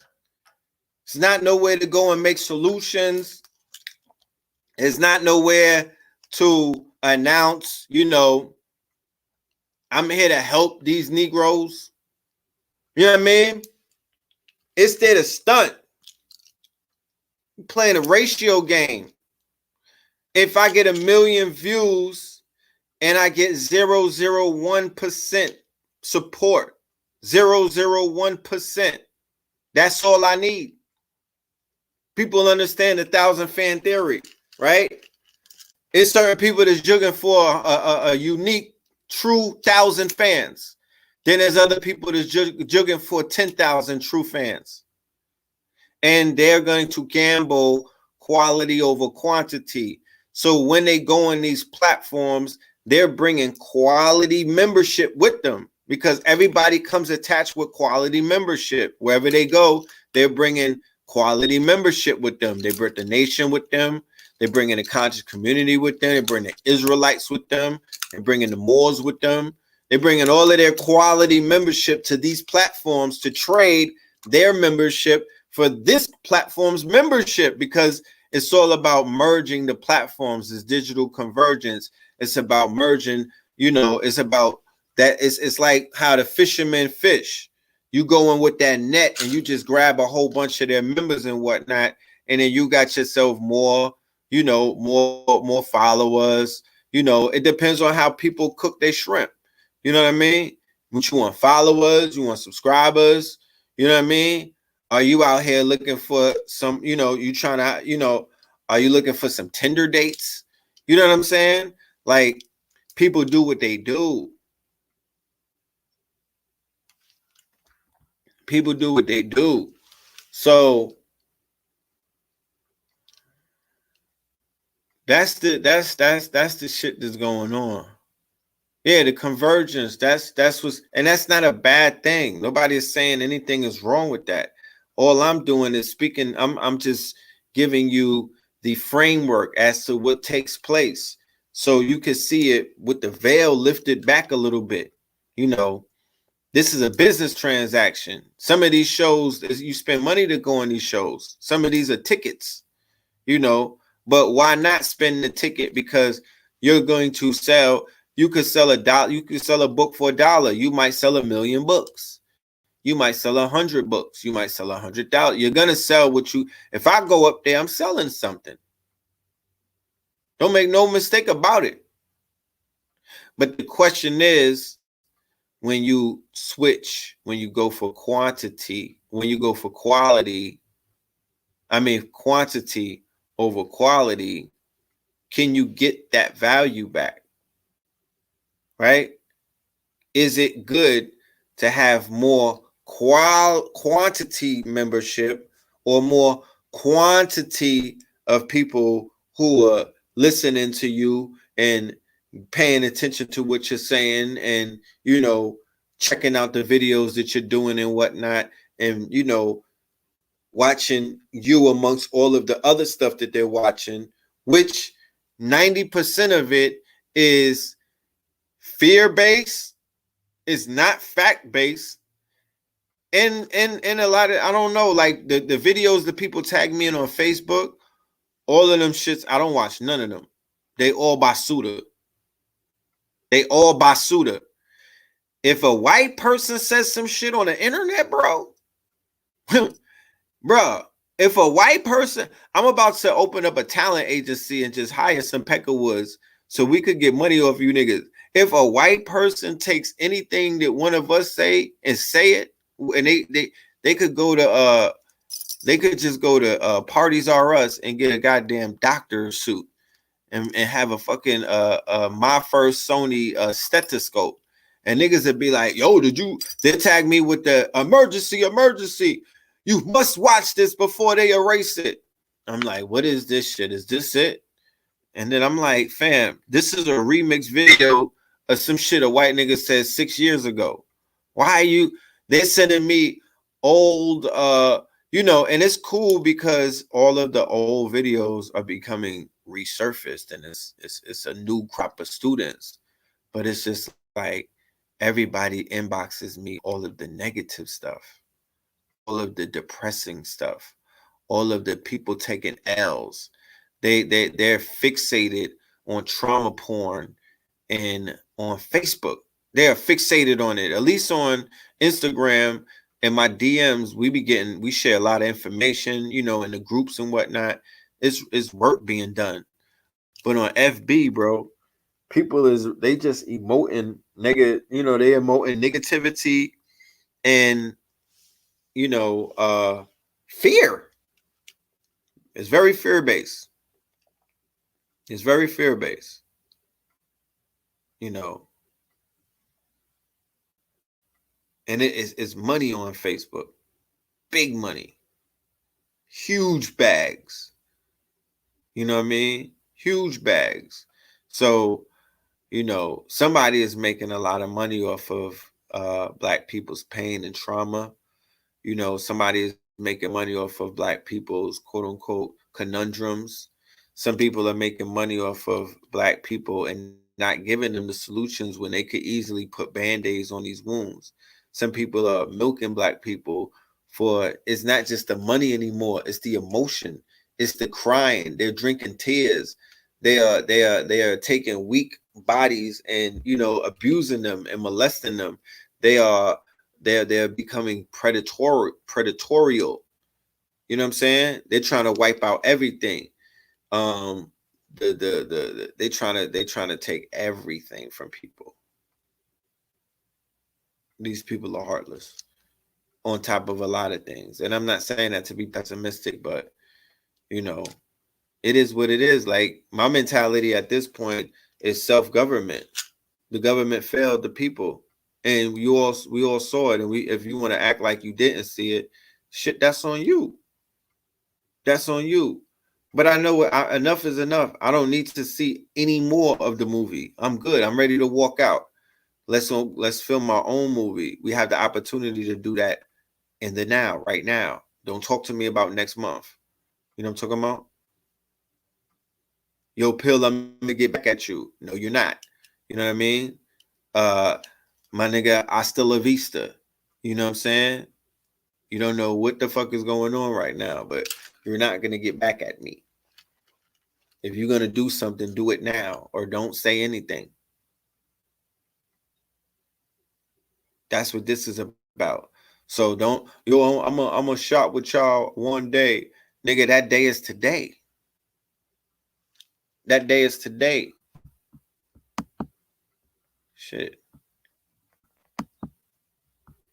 That day is today, my friend.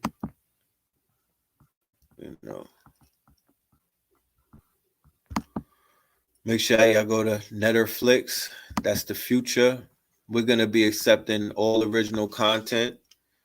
We're gonna be accepting. We're even gonna be accepting content creators that are working on content right now. You're gonna have the ability to upload your content. You're gonna have the ability to go live on Netflix. You're gonna have the ability to build up your own pages and whatnot.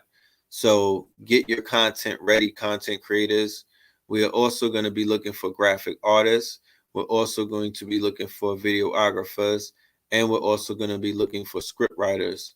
So contact us and go and sign up to Netflix. Show your support by signing up to Netflix. You go and get your content. I mean, YouTube is dead. World Star is dead. Vlad is dead. Breakfast Club is dead. All of these platforms are compromised. All of these platforms are dealing with the quote unquote continuation of the propagandized notion that our people are less valuable, our people are, our people are inferior, our people are recessive, our people are weak, our people are scared, our people are poor, our people are poverty minded, our people are diseased. These are all the things that they want to put on our people. Our people are ignorant, our people are downtrodden. When these people have been blood sucking, these people have been holding our people down. These people have been purposely stepping on our people. These people have been withholding information purposelessly, resources purposelessly, real history purposelessly, all of these things intentionally, expeditiously.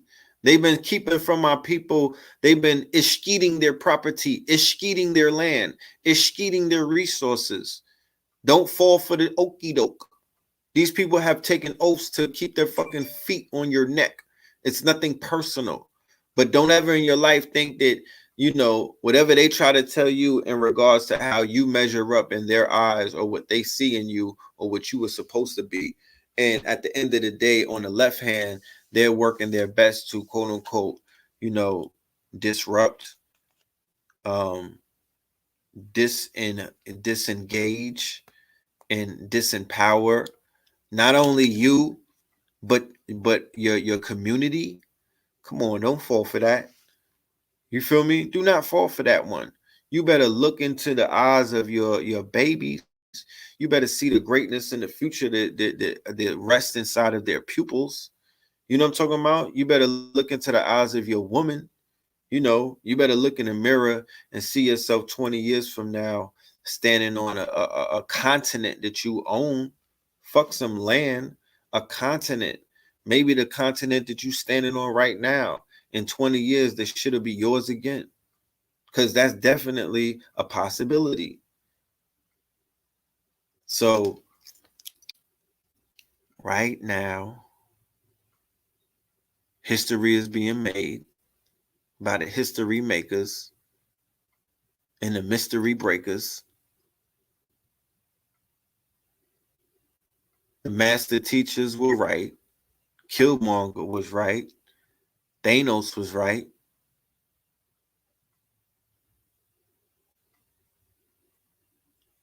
There's nothing to talk about.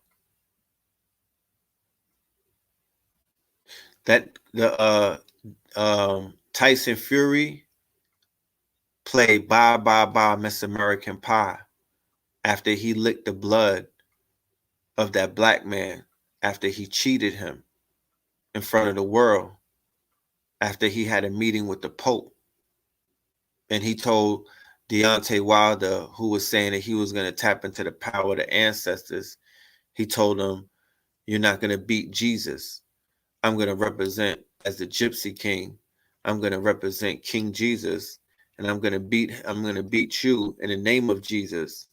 And he even went as to took it as far as to go to see the Pope, right? Which empowered him. And he took it as far as to cheat in front of the world, and it's been proven that he cheated, right? That he committed an offense, a crime in front of the world, and basically let down his whole race, and once again proven the rumors to be true about the disingenuity and the disingenuous of his people. So he sang the song. When the song came on, Bye Bye Bye Miss American Pie, February 22nd, 2222020, right? This is the numbers of the day. 2222020. It was February 22nd. That was the night because I did a lecture for the Facts Initiative, Facts 2020 in Connecticut. We were in Hartford. All right, Facts 2020. We were in a club and we were having an after party for the Facts Initiative, and we were watching the fight. So he played Bye Bye Bye Miss American Pie. After he played that song, right, and had the whole stadium was singing it like a ritual,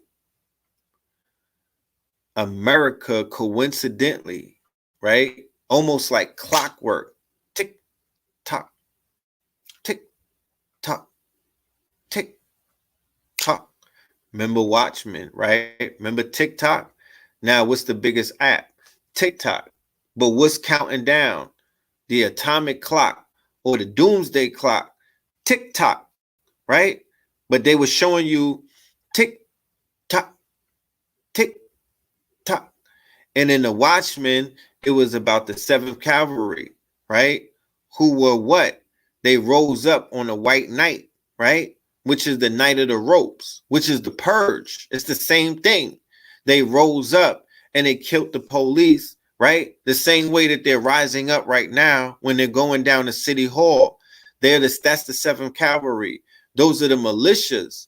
They're basically just showing their numbers and they're letting the police know that when we're ready to take this thing into this purge mode, this is what it's going to look like. And you can't stop us. And they're having, those are dry runs, those are drills, those are exercises. Tick tock. That's the 7th Cavalry.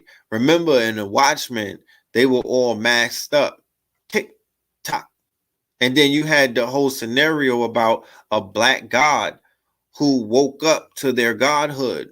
He had the tachyon ring in his third eye, right? The black man who was in Tulsa, Oklahoma, right? This was the black god. This is the proverbial, he was a god who had amnesia. So that's Hiram Abiff. That's the black African god who was asleep. TikTok, that's us. That is our people, right? That's the quote unquote 985er, the knuckle dragger, who is the sleeping giant, who has just now taken the tachyon ring in his third eye. His pineal has been activated because the black gods are waking up. That's a fact. The gods is waking up. The gods. It's a sleeping giant roar going on right now. The god people are waking up with a roar because Bill Gates and Fauci and them might have killed their mama. They might now have themselves, a target. But TikTok, the clock is ticking, right? There's a whole bunch of shows that have been preparing us. Predictive program was at an all-time high. So we're living in the programming of a lot of these shows. These shows happen to be some of the most popular shows, like a show like Game of Thrones. The comparisons are scary. You have the White Walkers. The White Walkers were a group of dead people who came back to life. They were going to cross the wall. When they were crossing the wall, everybody knew that the death was coming. They said winter is here. So in the dead of winter, in the height of winter, January 1st, or in probably right around the winter solstice, you have signs of the Wuhan virus. You have signs of the quote unquote coronavirus. The coronavirus is rising up like the quote unquote White Walkers. The coronavirus, a virus rising up like a White Walker is how it rises up, right? Like the dead, you know what I mean? And it's basically being controlled by the Night King. The Night King is controlling the White Walkers. Well, there's a Night King or there's something, and there's an intelligence controlling the quote unquote dead army, the army of dead, which are the viruses. That's the army of dead. And that army of dead was supposed to, be contained behind the wall. So America and the other kingdoms, like the United Kingdom and the Royal Kingdom and all of them, these are the other kingdoms. Like you have the kingdoms in Westeros, and these kingdoms were waiting to see if the quote unquote Wuhan virus will be contained behind the wall, or like in the Game of Thrones, if Jon Snow and all of them who were at the wall and whatnot, if they were able to hold back the White Walkers, right?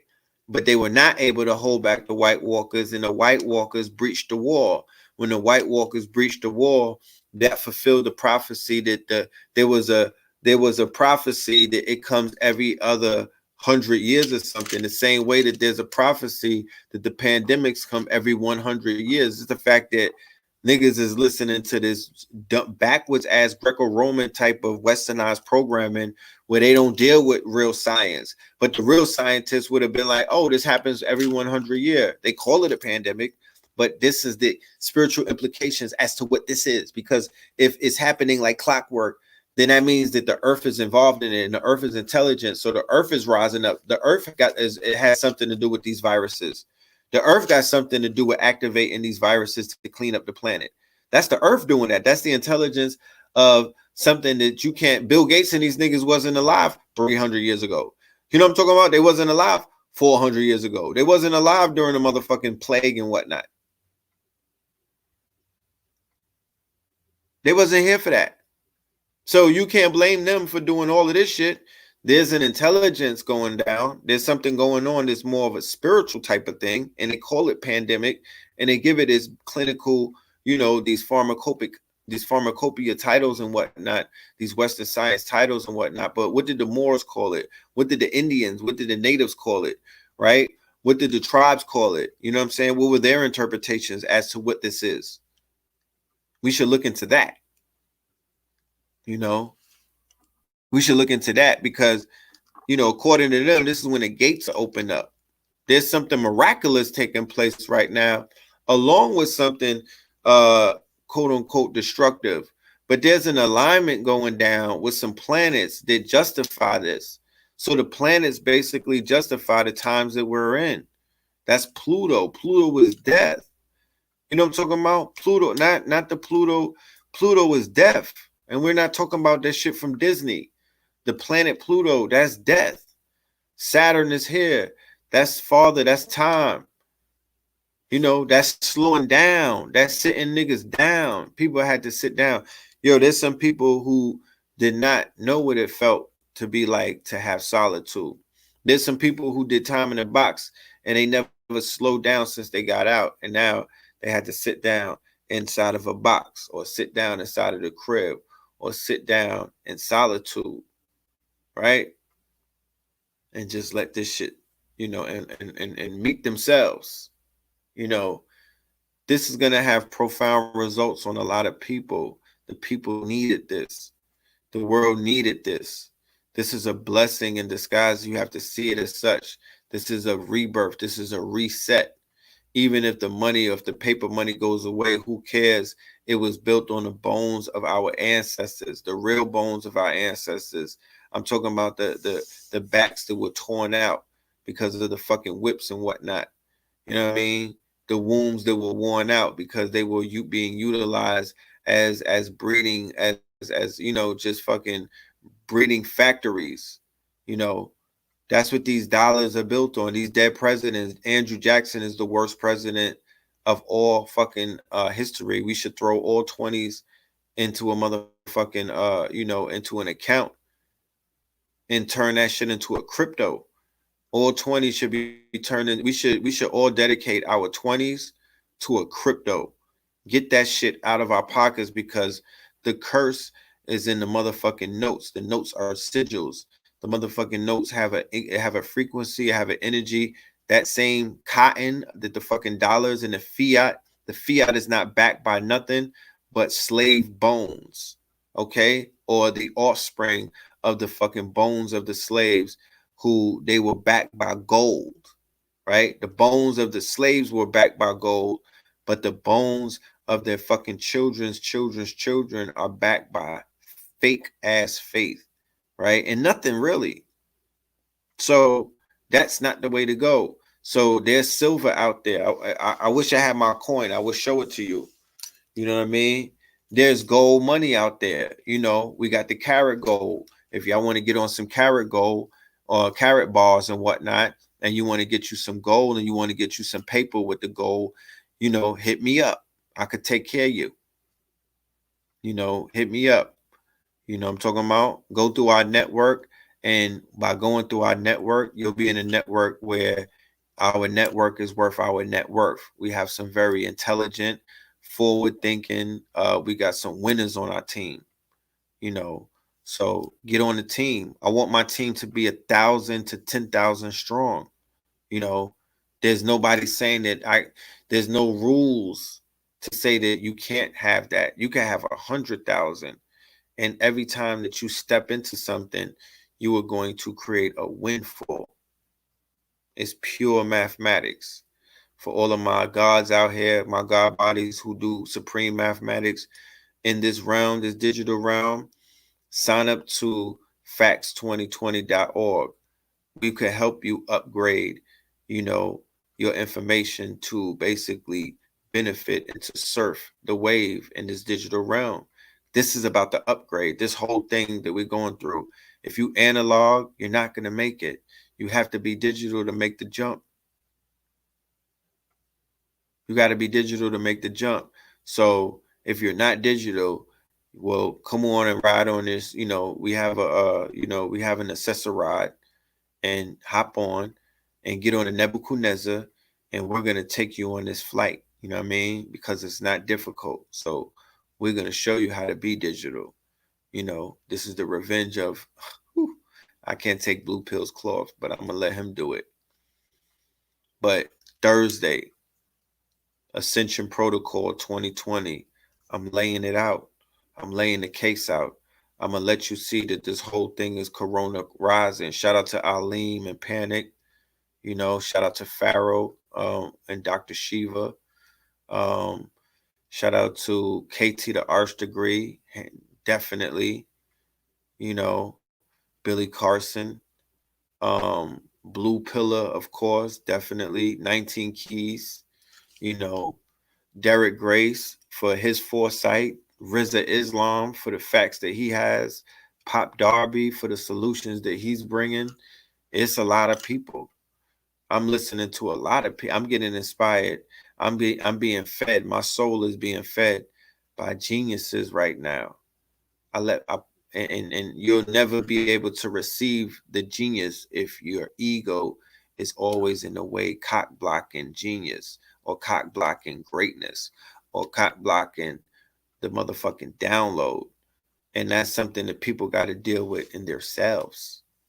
That's why I say this information is almost like putting you have to, your temple, this is not forever. This is built for Cuban links. And the internet has opened this up to a more, going back to quality and quantity. It's opened it up to more quantity, not necessarily quantity. I mean, quality. It's opened it up to more quantity and not necessarily more quality. So, you can expose yourself to groups of people who don't give a fuck about you, who only want to beef with you, who only want to talk about how you look and how they want to have sex with you and what they would do to you. And they want to think of ways on how to sabotage you. And then they start arguing about who likes you the most. All of that shit is, I don't need that. All of that shit is a fucking distraction. I've seen great people get pulled down when they get exposed to the masses, or when they get exposed to quantity, and they came with quality, but they gave up their quality for quantity. But the quantity could be a quantity of fucking catfish.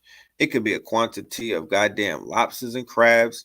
It could be a quantity of motherfucking some shrimp or some crawfish. Yo, you niggas that eat them crawfish, man, I got a pet peeve about that. What the fuck is that about? You know what I'm saying? My daughter be eating them shits. God damn it. Those are cockroaches for real, bro. And they be having whole buckets, 5-pound buckets and whatnot. So, it ain't all about quantity, because quality is where it's at. I appreciate my quality.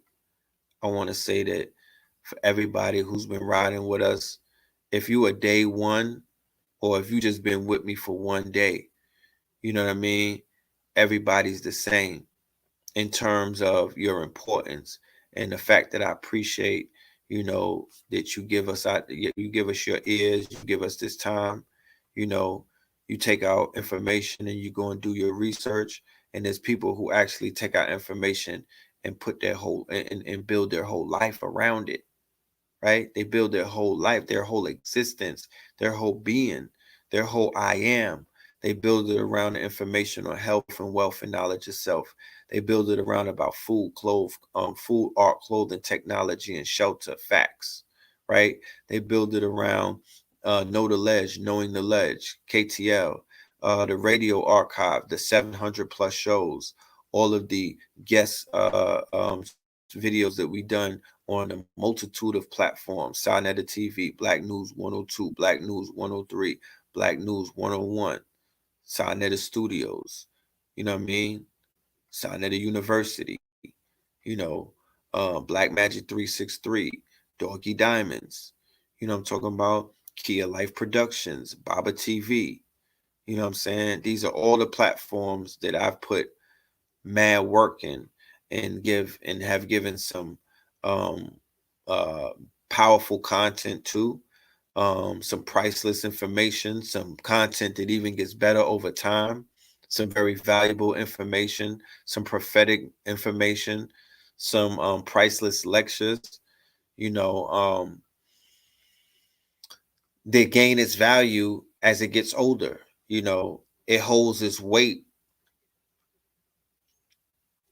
in the quote unquote valuation of the information in the time and the days of infopreneurism. There's infopreneurism, there's a market for infopreneurism. So there's a market for people who are entrepreneurs of information. It's called infopreneur, you know. So your intellectual property is a part of your infopreneurism. So my intellectual property is my lectures. It's everything that I've talked about. It's every time I open my mouth is intellectual property. It's content. It's a bag. It's a check. I should have 10 fucking hard drives filled up right now of all of the cloth. So my walk-in closet is extensive because I'm dedicated. And not only am I dedicated, I'm possessed. You know what I'm talking about? Not only am I possessed, you know, I'm possessed with the spirits of multiple ancestors. I'm possessed with the crowns of multiple orishas.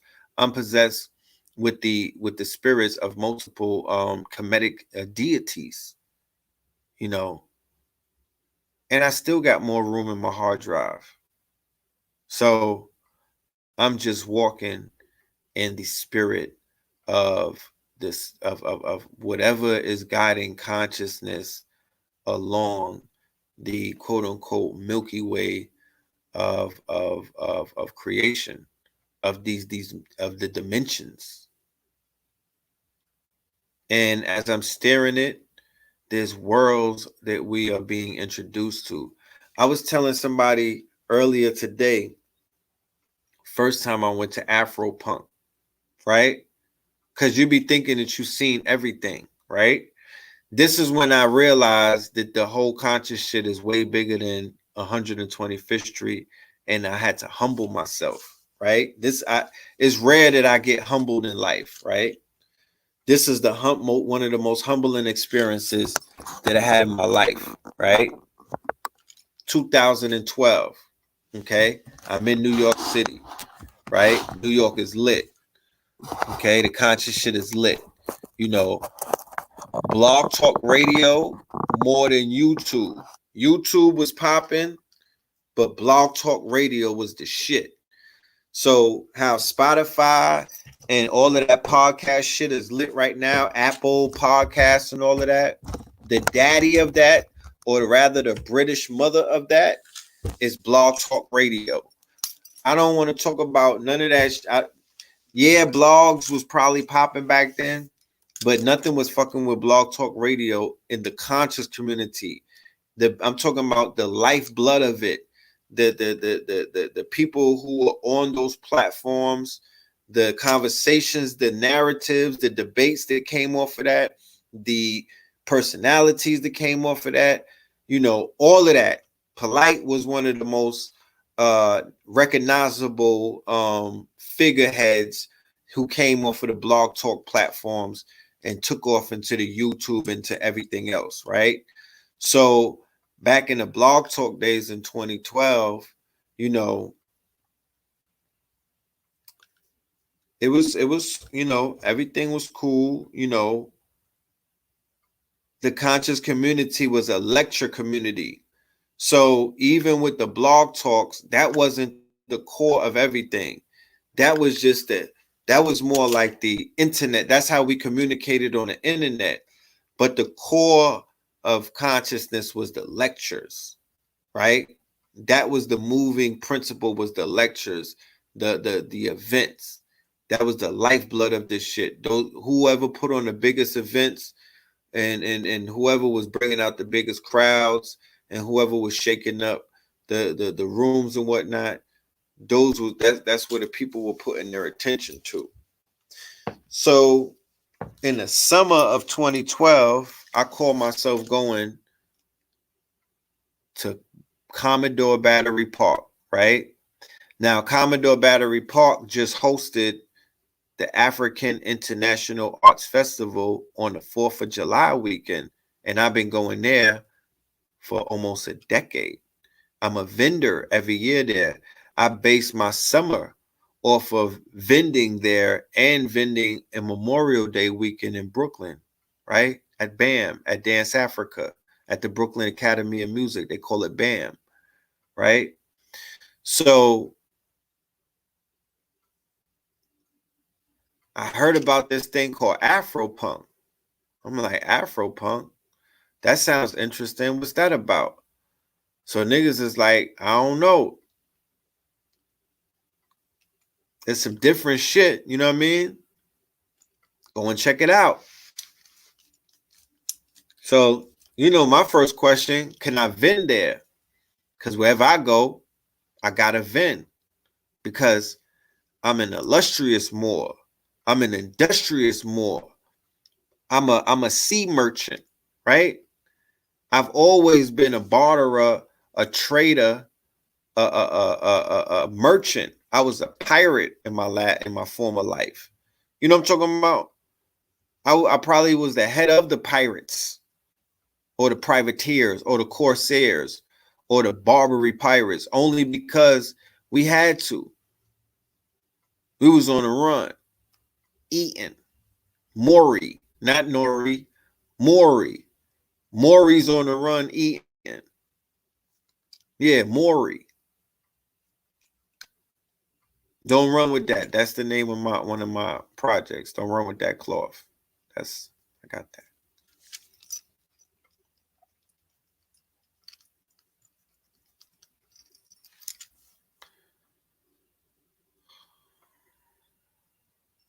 So I go to Afropunk, and that shit blew my mind. I was like, oh shit, what the fuck is this? Nigga. Because you got to keep in mind where we were at as a community in 2012. Consciousness was pretty straightforward. We wasn't dealing with, we were a very straight line. There wasn't too much left for interpretation. You know what I'm talking about? People were still pretty much walking a straight line. They were pretty much still on an up and narrow. You know what I mean? Because there was a transition from the elders into the arms of the changing of the guard was from the elders into the youth from like 2008 going into 2012. It was the elders like Dr. Ben's era and all of those master teachers. That was the changing of the guard, and they were giving the younger teachers the quote unquote the baton. They were passing it on to the younger teachers. The younger class came in. There was a classroom who came in. There was a whole class of teachers, like almost like if they bring in a whole new school of scholars, like freshman class, right? There was a whole class of teachers. These teachers had baggy. They were sagging. These teachers were wearing do-rags. These teachers had fronts, nigga. These teachers was just coming home from jail. They had jackets. These teachers was cursing. These teachers had gats. These teachers had tats. These teachers had dots. You know what I'm talking about? These teachers were different. These teachers had gangs with them. These teachers had shooters with them. These teachers had computers with them. The teachers were different. It was a different era that was being ushered in, right?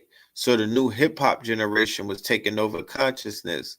So we were still, even with all of that, we were still following a straight line in terms of what we were allowing our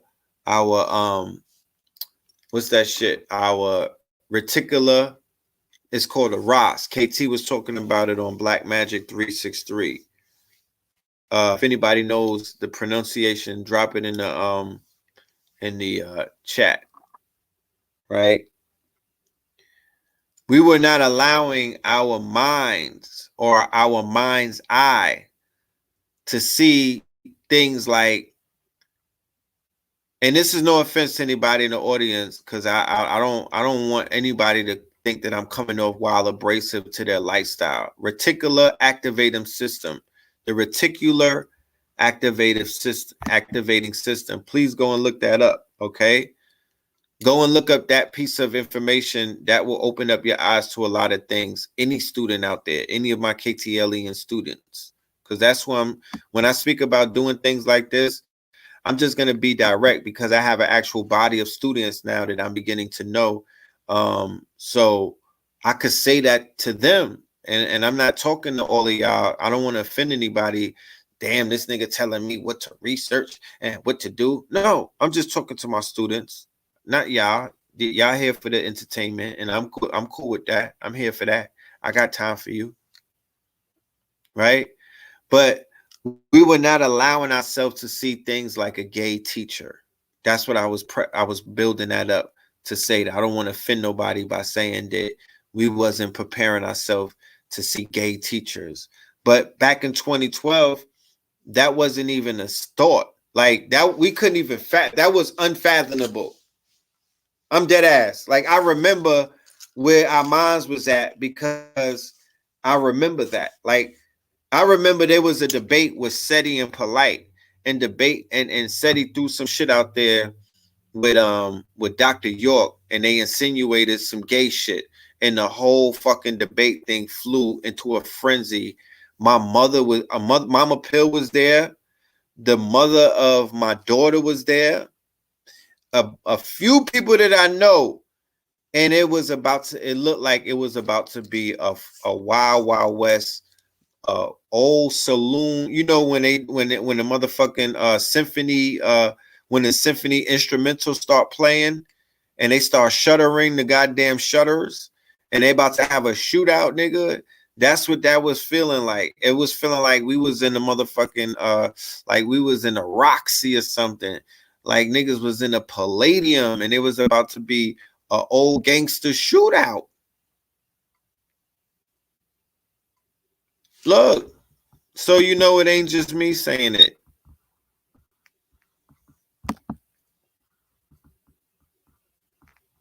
I'm building so much, I haven't been able to throw the messages up there.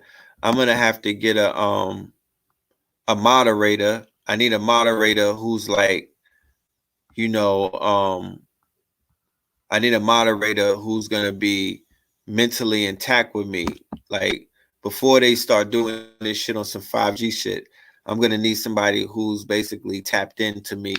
Like Empress B444, we were linked up via spiritual Bluetooth. I didn't have to tell her. We would definitely, you know, when your Bluetooth is linked up, it'd be like boop on. Well, I need to talk to KT as to what function is that in our human bodies that we could find out when we're linked up to somebody spiritually and the Bluetooth shit goes off. Boop, you're linked to that person. Right? Because that is a possibility. That has to be a possibility.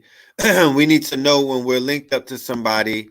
And don't worry, y'all. Do not report me. That's not a corona cough. You niggas, matter of fact, let me go get me some water. You niggas might take a smoke break. Take a smoke break. Smoke break. Whoop, whoop. Smoke break.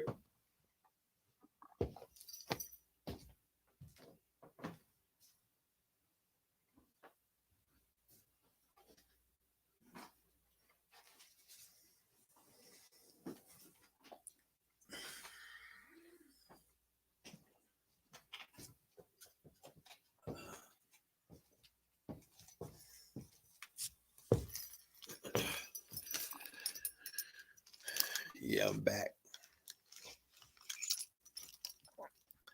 Let me see something. Matter of fact, I should have played a clip of the video before I left and whatnot. But yeah.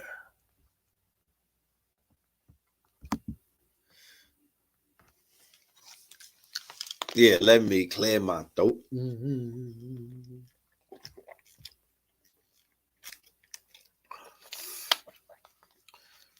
But this thing is winding down, this corona scare. Yeah, I think this thing is winding down. You know.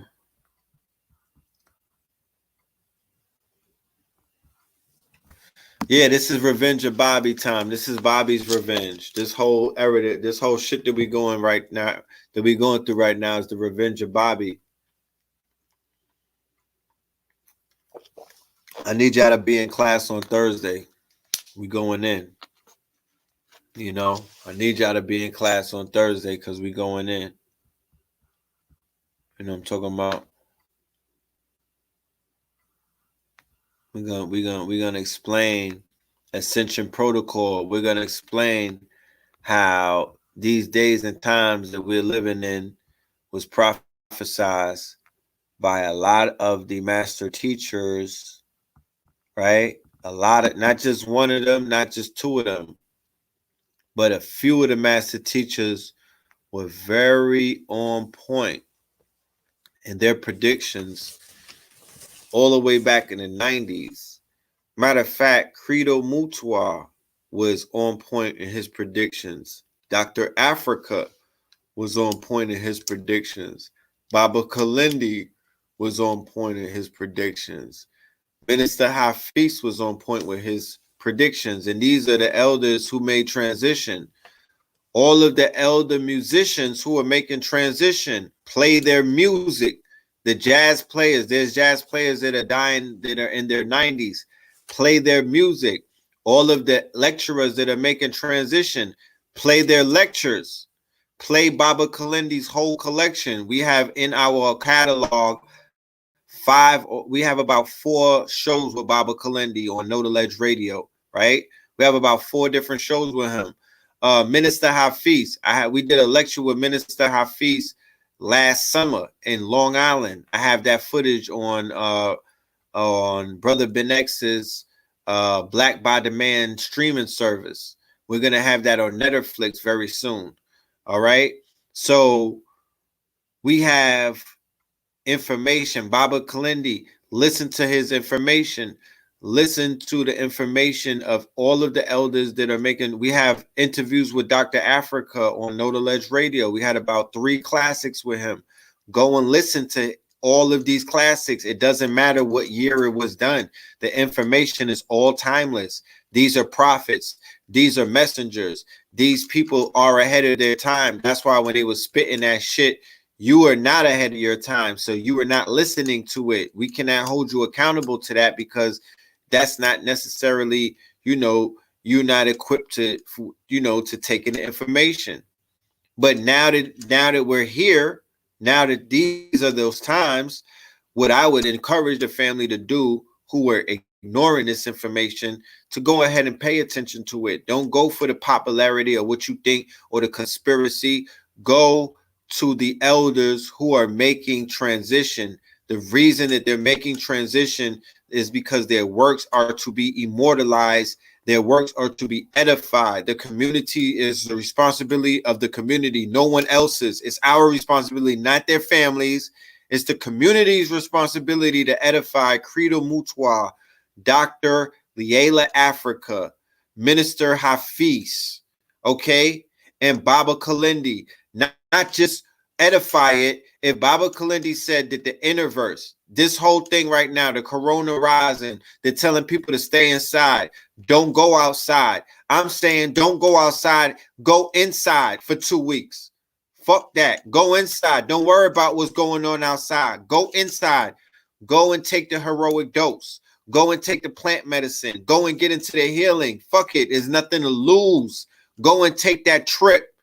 All right. We're going to have some shows coming up in the near where we're going to walk you more. We're going to lay out some information, show you some real shit going on, because people are only going to want to talk about it when his peckerwood pops up, pecking his wood about what he's doing, and your ass is boxed out. But then you want to inbox me, yo, Brother Red, you know how we could get inside of this, this thing that this white man is doing? You know what I mean? We don't have time to talk about none of this stuff reactively, only proactively.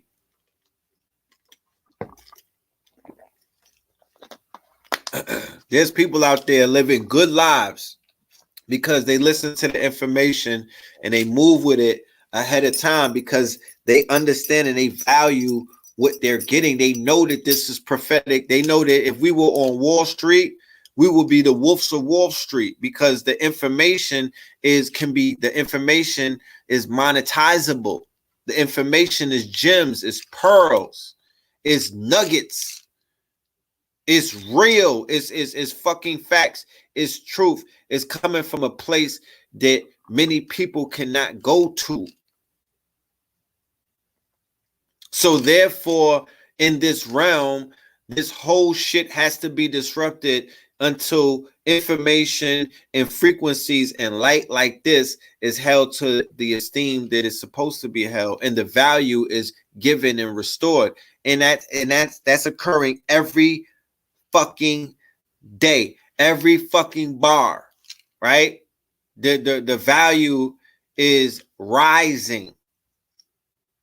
Okay, this is all about properly valuations, right? What I've talked about this over the year, that if you undervalue the essentials in your community, you fucking suffer. Whether it's the conscious community, the community that you are in your neighborhood, your church community, your spiritual community, your sewing community, your doula community, whatever community you belong to, right? Your swirling community.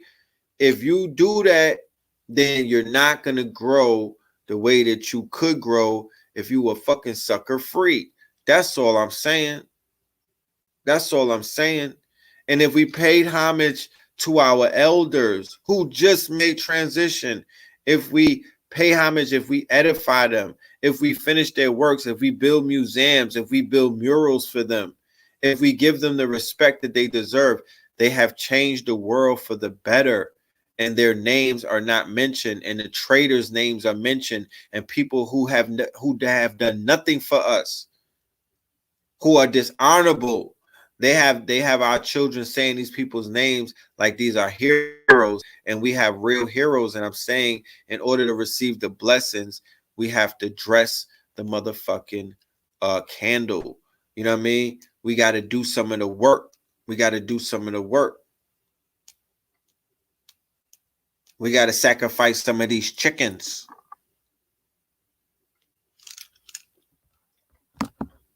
You know? The elders done put in too much work. They done put in too much work. We got too much resources for any of them to be suffering. They don't have to. They could be chilling right now. They could be on some farm somewhere. You know what I'm talking about? Getting some Reiki done to them. Eating right.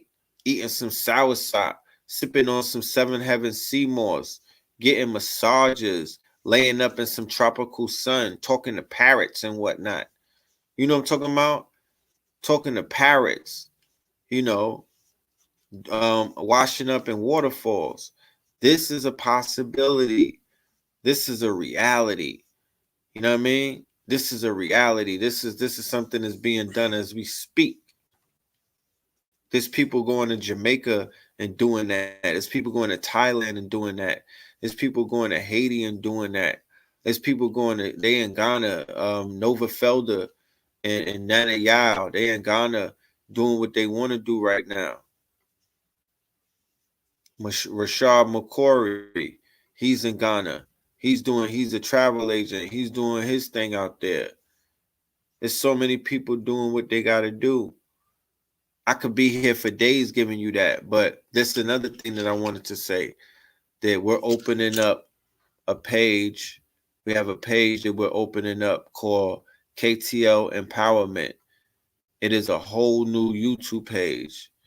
It's not going to be Know the Ledge Media is this page, and KTL Empowerment is going to be its own page, right? And that page is going to deal with empowerment only.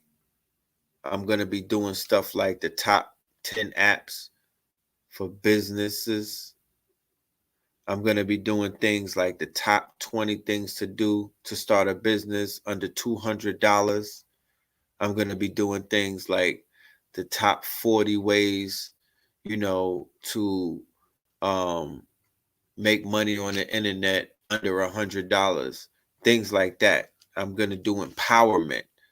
No, straight empowerment, straight information, straight data, straight research, straight bars dealing with straight empowerment, mental information, straight empowerment, straight is going to be powerful. So I look and it will be running it through Netflix. So any content that you're going to see us doing on scattered internet, the main foundation that you'll find everything is going to be in two places. It's going to be on Netflix and the KTL Media app. Now the KTL Media app is going to be rolled out after we finish rolling out Netflix. We don't want to do everything at once. This is a soft rollout for Netflix. This is not the official rollout. The official rollout is like motherfucking New Jack City when you see my nigga when you seen G Money and my dude what's his name? Uh what's Wesley? When you see G Money and Nino Brown slide up in that New Year's party. You know what I mean? And it was a motherfucking movie, you know. So the launch of Netflix is gonna be a movie. So we'll wait till the whole COVID thing slows down and then we'll do our official launch. And it'll really be a movie because life is a celebration. And something like this has to be celebrated on a grand scale. The 10-year anniversary of KTL Media and KTL Radio, it has to be celebrated on a grand scale. You know what I'm saying? When the just the information that Mama Pill in a documentary and her story being told, and her story finally being able to be told to the world and whatnot, that need to be celebrated. That's celebration, for all of the families and whatnot who were quarantined with each other, and you had a new level of appreciation for your folks, right? Your pops and your moms and your aunties and your uncles and your cousins and your babies, especially them babies, the little ones, your little ones, like, you know, the benefit that we had with the COVID and whatnot is it wasn't attacking the babies. So niggas is able to sleep at night. But just think about if this shit was attacking only the youth and not just nobody else but the youth. You don't want that. You don't want that reality.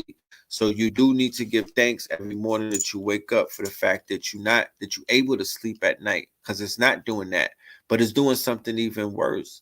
It's fucking with our elders. It's fucking with our foundation. It's fucking with all that we got. You know what I'm saying? And that's something to be alarmed about. So, I'm saying you got to stay very vigilant in your mind, and you have to send out a very strong protective shield to all of your family. You, the black sheep, the one who they cursed out, the one who they shitted on, the one who they threw the motherfucking moringa back at you. You know what I'm saying? They flushed the sea moss. You thought that they was drinking it, but they was really giving that shit to the dog, and he threw it away. So it's up to you to forgive them, and you got to send them the healing energy right now. You got to ashe them when you go to when you affirm that your family is going to be healthy and wealthy. You have to ashe. You have to speak to your ancestors who are not here, who made transition, and tell them to watch over and to make a way and to protect. You know what I'm saying? And to send signs and warnings whenever danger is approaching. Be your guide. Light a candle, clean glass of water, white candle, whatever color candle. Maybe put a piece of food out there, a picture preferably of the ancestor, and you just talk to them like I'm talking to you right now. You have conversations from your heart. You don't do no rehearsed shit. You don't got to be Corinthians. It's none of that. You know what I'm saying? But if you feel like you want to tap into any of the scriptures, you do what you do. Be you. But know that you have a ring of power around you. Know that you're quantum entangled to some powerful entities, some powerful deities, some powerful spirits, some powerful light forces. And know that these powerful light forces are going to make a way for you if you make a way for them. It's a reciprocal relationship. You know what I mean? What I try to do on shows like this, I'm really trying to groom you to be a reciprocal type of person. So therefore I say to the family, the only way that the circle is complete is if we reciprocate. That's why I tell everybody, leave a tip at the end of this meal and whatnot, because that's how you complete the cipher. That's how you complete the circle. Because I'm out here giving out the food, and all you got to do is leave the tip. So that's the reciprocation. And even in that small situation, in higher realms, in the bigger scheme of things, even when you deal with your spirit realm, that's called reciprocation. They're gonna feed you, and you're gonna feed them. You're gonna speak. You're gonna do certain things. You're gonna keep their name alive, and they're gonna keep you alive, so you can keep their name alive. You're going to edify their works. They're going to make sure your days are long because you honor thy mother and thy father. You know what I mean? You're carrying on their works. You have a purpose now. Their works are going to be, they're going to bless you. They're going to send money your way. They're going to open up loans. They're going to pave the way for you because you are carrying on tradition. So don't sell the family farm. Don't sell those hundreds of acres. Don't sell those 500 acres. Don't sell those 50 acres. Don't give up the property. Don't give up the quote unquote heirlooms. Don't give up the estate. Don't do it. I don't care if you owe taxes. You need to reach out to us, or you need to reach out to somebody in your organizations or whatever, you know, and salvage what it is that you have. There's many people they have our people thinking that we're impoverished and we don't have nothing. Come to find out, the majority of people that I come across are landowners, not just house owners, landowners. The states that I'm cutting through, I'm driving in these states and everything is a house. It's houses everywhere. I'm like, these people are living good. People got like 3 family homes. The whole state, the whole town, the whole city is all houses. It's all real estate. It's all, you know, shelter. Like in facts, the S is for shelter. Remember, I'm from New York. We live on top of each other. We don't have backyards. We don't have front yards. We live on top. We're stacked on top of each other. You understand? We don't have that luxury. We got sidewalks, my nigga. So we don't have that they got down south. We don't got basements. That's why New Yorkers love down south. That's why they love Atlanta. They love the Carolinas. And I don't blame them. I love it myself. Shit. I got 3 homes. I'm not just a New Yorker. I'm tri-coastal. But I'm not right now, I'm not nowhere near New York. Because being in a big city, that shit is basura. You know? That's basura. You know what I'm talking about? That's basura, my nigga. That's backwards thinking. You know, you on some MacGyver shit. You know what I'm talking about? You on some MacGyver shit. I'm not with that. I'm Gucci. You know? I got my Darth Vader mask. You know what I'm talking about? This shit make it hard to breathe. You know? But I can't afford none of this shit. You know what I'm saying? Like, it's just some shit you can't afford in life. So health is wealth. You know, I hope this shit stays with people when it goes away. I hope people stay as focused as they were right now and make this a priority. Don't forget where you was at, because we got the footage. We'll remind you. Nigga, you was focused when Corona was out here, you know, washing niggas.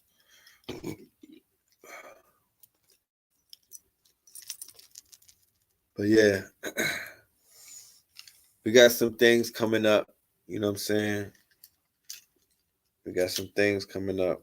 You know, we got a reunion between Black Dot, A.A. Rashid, Red and the Blue for the Blueprint 322. We're going to come out the gate with that with y'all. You know, we got to do something special with that. We can't do no fucking Zoom. You know, that's too epic for a Zoom. Right now, as it stands with Netflix, Blueprint 322 2020 or 2.2, it needs to be a series like how, how Netflix has their series, like how they got Joe Exotic was a series, how they have series with seasons. Like that's what we need for for Blueprint 322.2. A whole documentary, yo. What the fuck is a lecture? This is a lecture right here, right? Like the age of lectures is done, nigga. We got Netflix. You see that shit right there? Say Netflix. It's not Netflix and Bill. It's Netflix. It's not Netflix and chill. It's Netflix and build. Right? We building now. We in the building. We got a whole streaming service. So we could do the same thing that Tyler Perry is doing, and even more, because to be honest with you, the stories that we got exposure to, they more explosive than Tyler Perry, because Tyler Perry can't read. No offense. Not to say that he's illiterate, but his pen is only, his shit is not, his pen don't go deep in the inkwell. His pen don't go deep in the inkwell. He could only write up to like a 4th grade level. You know what I'm talking about? No offense. But he could only write up to that level. So we're talking about approaching this new paradigm with some pens that people have never seen. This is going to be akin to what Amiri Baraka and all of them did with the Harlem Renaissance. This is a renaissance that you are in the midst of. Shout out to all of my paradigm shifters. And then you're going to see something that we're going to be doing with the paradigm shifters. 19 Keys, Derek Grace, RZA, Islam, Brother Ben X, Billionaire PA, Pop Darby, Derek Grace is gonna be crazy, So we pushing in ways that we've never pushed before. Like I said, in the last 15 weeks, I've transformed, I've leveled up, I've done more great things than I probably done in 15 months, right? In the last year, since Nipsey made his ascension, my whole entire life has changed. For the better, though, right? Because I'm tapped the fuck in. You thought I was tapped in before. I'm tapped in now because I know beyond a reasonable doubt what this is. You know what I'm saying? And I have a certain vision. I got a certain sight now. I have a sight beyond sight. And that comes with age. So I want to just end the stream on just saying this to my brothers out there, in these days and times where we're susceptible to listen to information that's dealing with health. I hope this whole ordeal is showing you the importance of what this health is about. And I'm not saying this as the most healthiest person, because I'm not going to say that, that's who I am, because that's not who I am. But I have I have invested a lot into maintaining and preserving and to preventing certain things from taking place throughout the years. I took the bitters when I was young. I drank the sea moss before they had a formula to make that shit taste good. I drank the Nervino. I drank the Maya. I drank the T1. I took the T1, the testosterone pill from Sabi, when I was 10 years old, 9 years old, 11 years old. You know what I mean? Like I got seeds planted into my subconscious by a master teacher, Dr. Sabi, Barefoot Sabi, right? In the 80s. You know what I'm saying? Smoking smoking about a pound in a day, going in. There was no cameras, you know, there wasn't no glamour, but everybody knew who was in their presence. Everybody knew that there was a God in their presence. You know, it is what it is. You know, there's an energy that you feel when you're amongst a certain type of deity, a certain type of entity, or a certain kind of um, you know, spirit is in your presence. And that's what Dr. Sabi possessed. And he's not the only one. I've witnessed that on many occasions, you know, on many occasions. And I'm happy to say that. I'm not upset to say that. I'm not some people, because they grew up around jealous gods and whatnot, they have this mentality where they cut their nose off to spite their face, and they can only choose one. So they live in this Romanistic, this European mind state about the one, and they cut off the Africanized, or the African mentality, or the African mind that deals with the poly, it deals with the multitude, not the one that looks for the multitude, it looks for the many, because it understands what the fuck this is, that yes, we are from the one, but it is the many at the same time, the different expressions, the variety. You know what I mean? It's the variety of life that we strive for.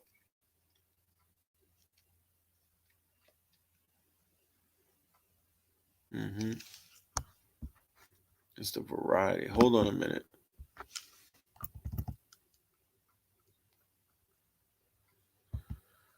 So I just want to say to the family that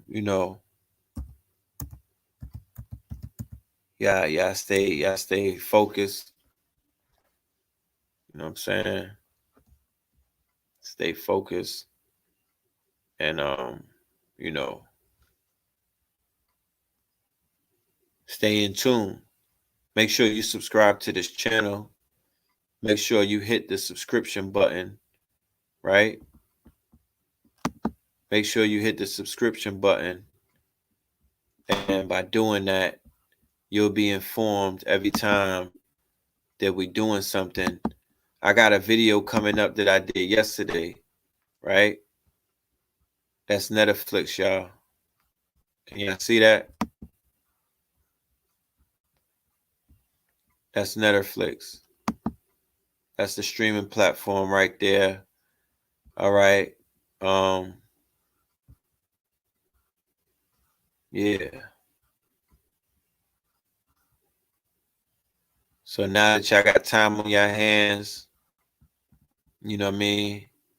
Go ahead and sign up, become members, you know, and peruse through a library of content that you probably never in your life seen before.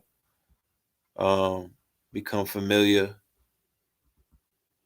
with the gods,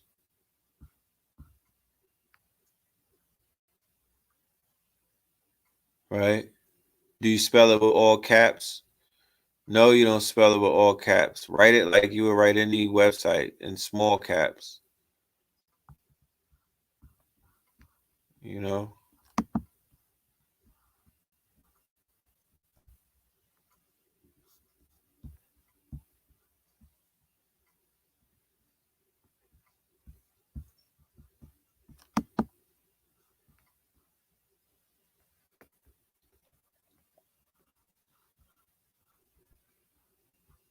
Yeah, so we have new content up there on a daily basis, new uploads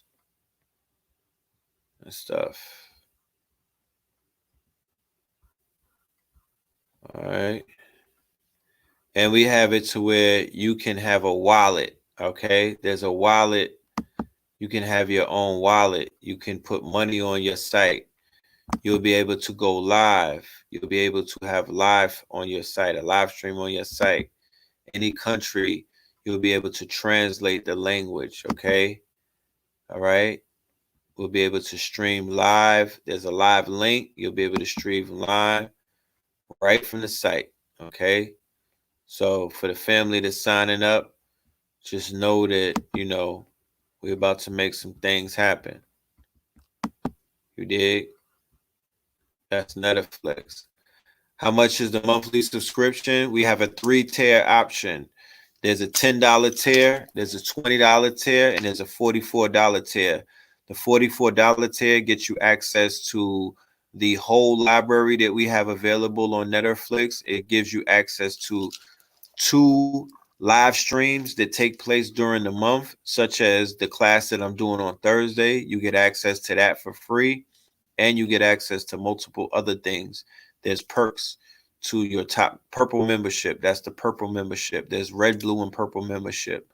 So there's a 3-tier membership. So you get options. You get options. All right. But shout out to all of my content creators. I'm just letting you know, for the content creators, you have a home. We're setting up everything up for you. You definitely have a home.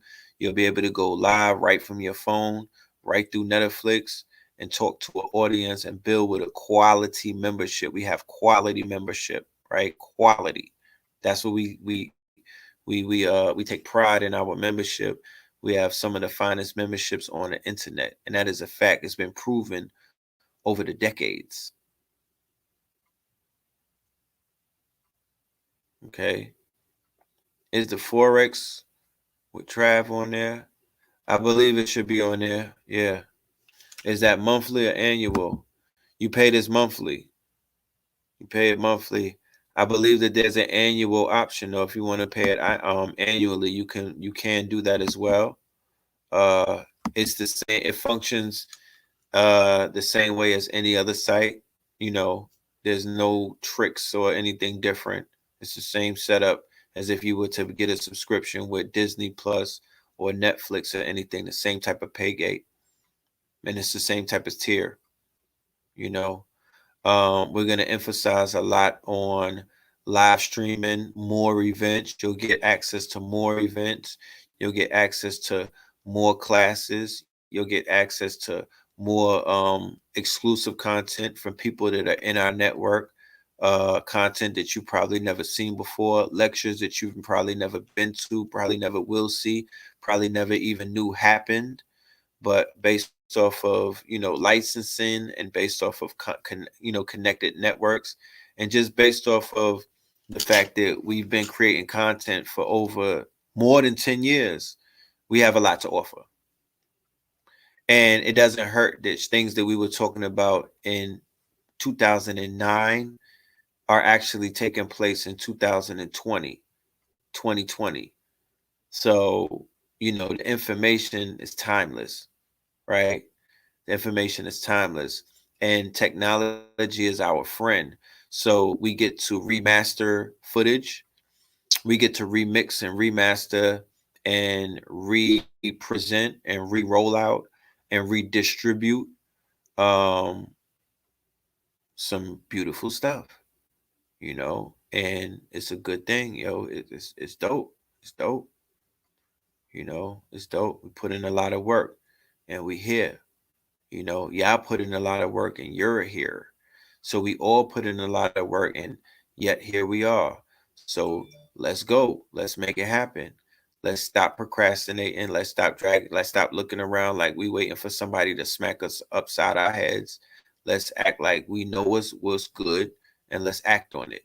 And there's nothing else to say at the end of the day. The link for Thursday's class is in the description. Support that like you would support anything else that you find importance or value to. I will see you in class on Thursday. I'm going back into my foxhole to start studying because I have a lot to study, because Thursday's right around the corner. So this is almost like speed racing. This is like speed dating, you know what I mean, with this information. But I got to get it out, you know what I'm saying?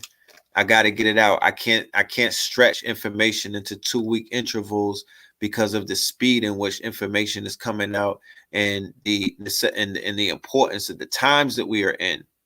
All right, the importance about the times that we are in. You don't want to miss the info. You don't want to get caught out there and not be prepared. The power of consciousness is awareness, being ready, right? So hold on. Let me give you the event break. My bad. The power of consciousness is the fact that you're aware of something, so you're ready for it, so you're not going to get caught off guard, right? And get caught slipping, right? If if uh if my homie Deontay Wilder was conscious of the fact that Tyson Fury was gonna do some shit with his glove, then Deontay Wilder could have got in front of that, right?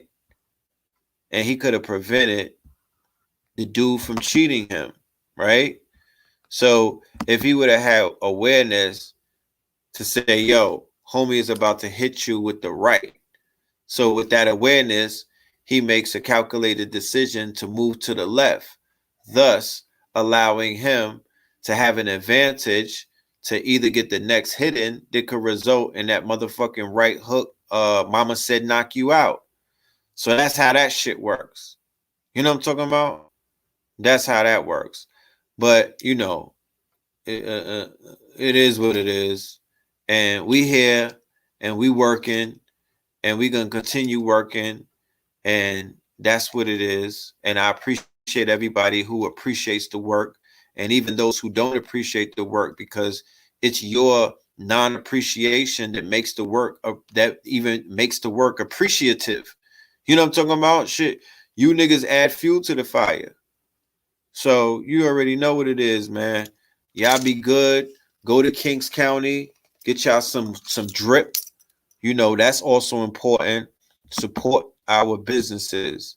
You know, the businesses is what, you know, that's our that's what we do to basically keep the information pure, to keep ourselves away from the clutches of the quote unquote enemies. But not just for that, because that's sounding like we running from something, and that's definitely not what it is. We do what we do because that's what's supposed to be done. Because if I'm gonna wear Garvey, I'm gonna live out his dreams. I'm gonna edify him by carrying out what he said, being self-sufficient. He brought STEAMs to the table: science, technology, engineering, art, mathematics, and STEAM, science, technology, engineering, art, and mathematics. So in my demonstration, and the people who I bring forward, right? The people who I bring on the shows, these people exemplify that very exact thing. So I'm being honorable by edifying them by bringing this information to the people. That's how that works.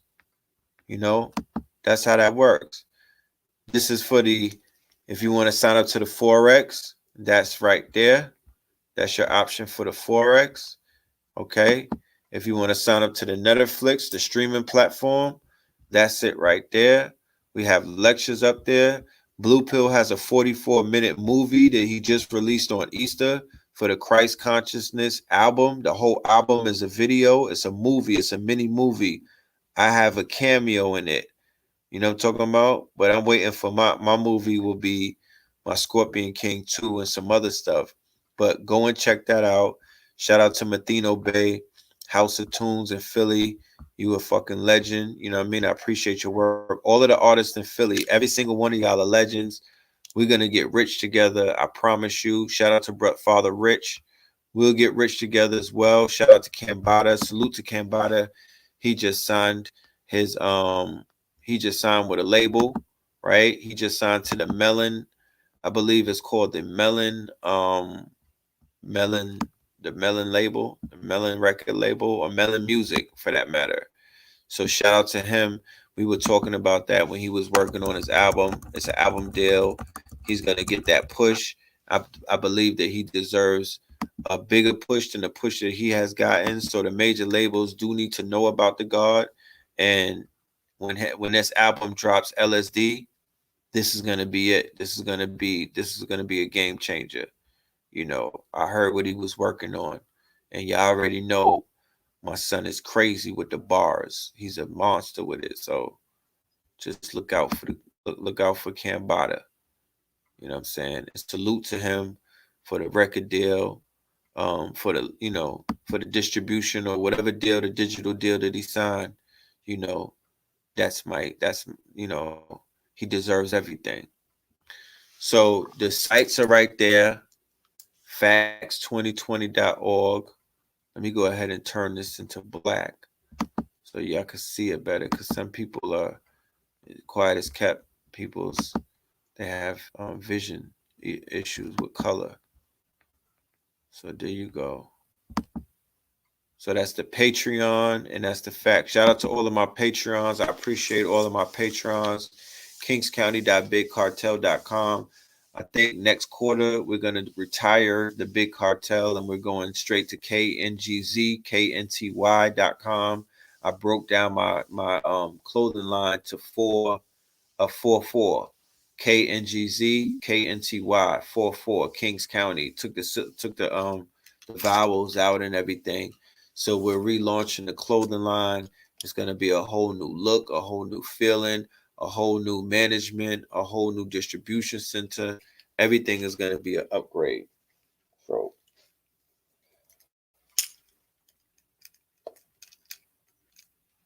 I got to get back to the Millennium Falcon. You dig? All right. It's been fun.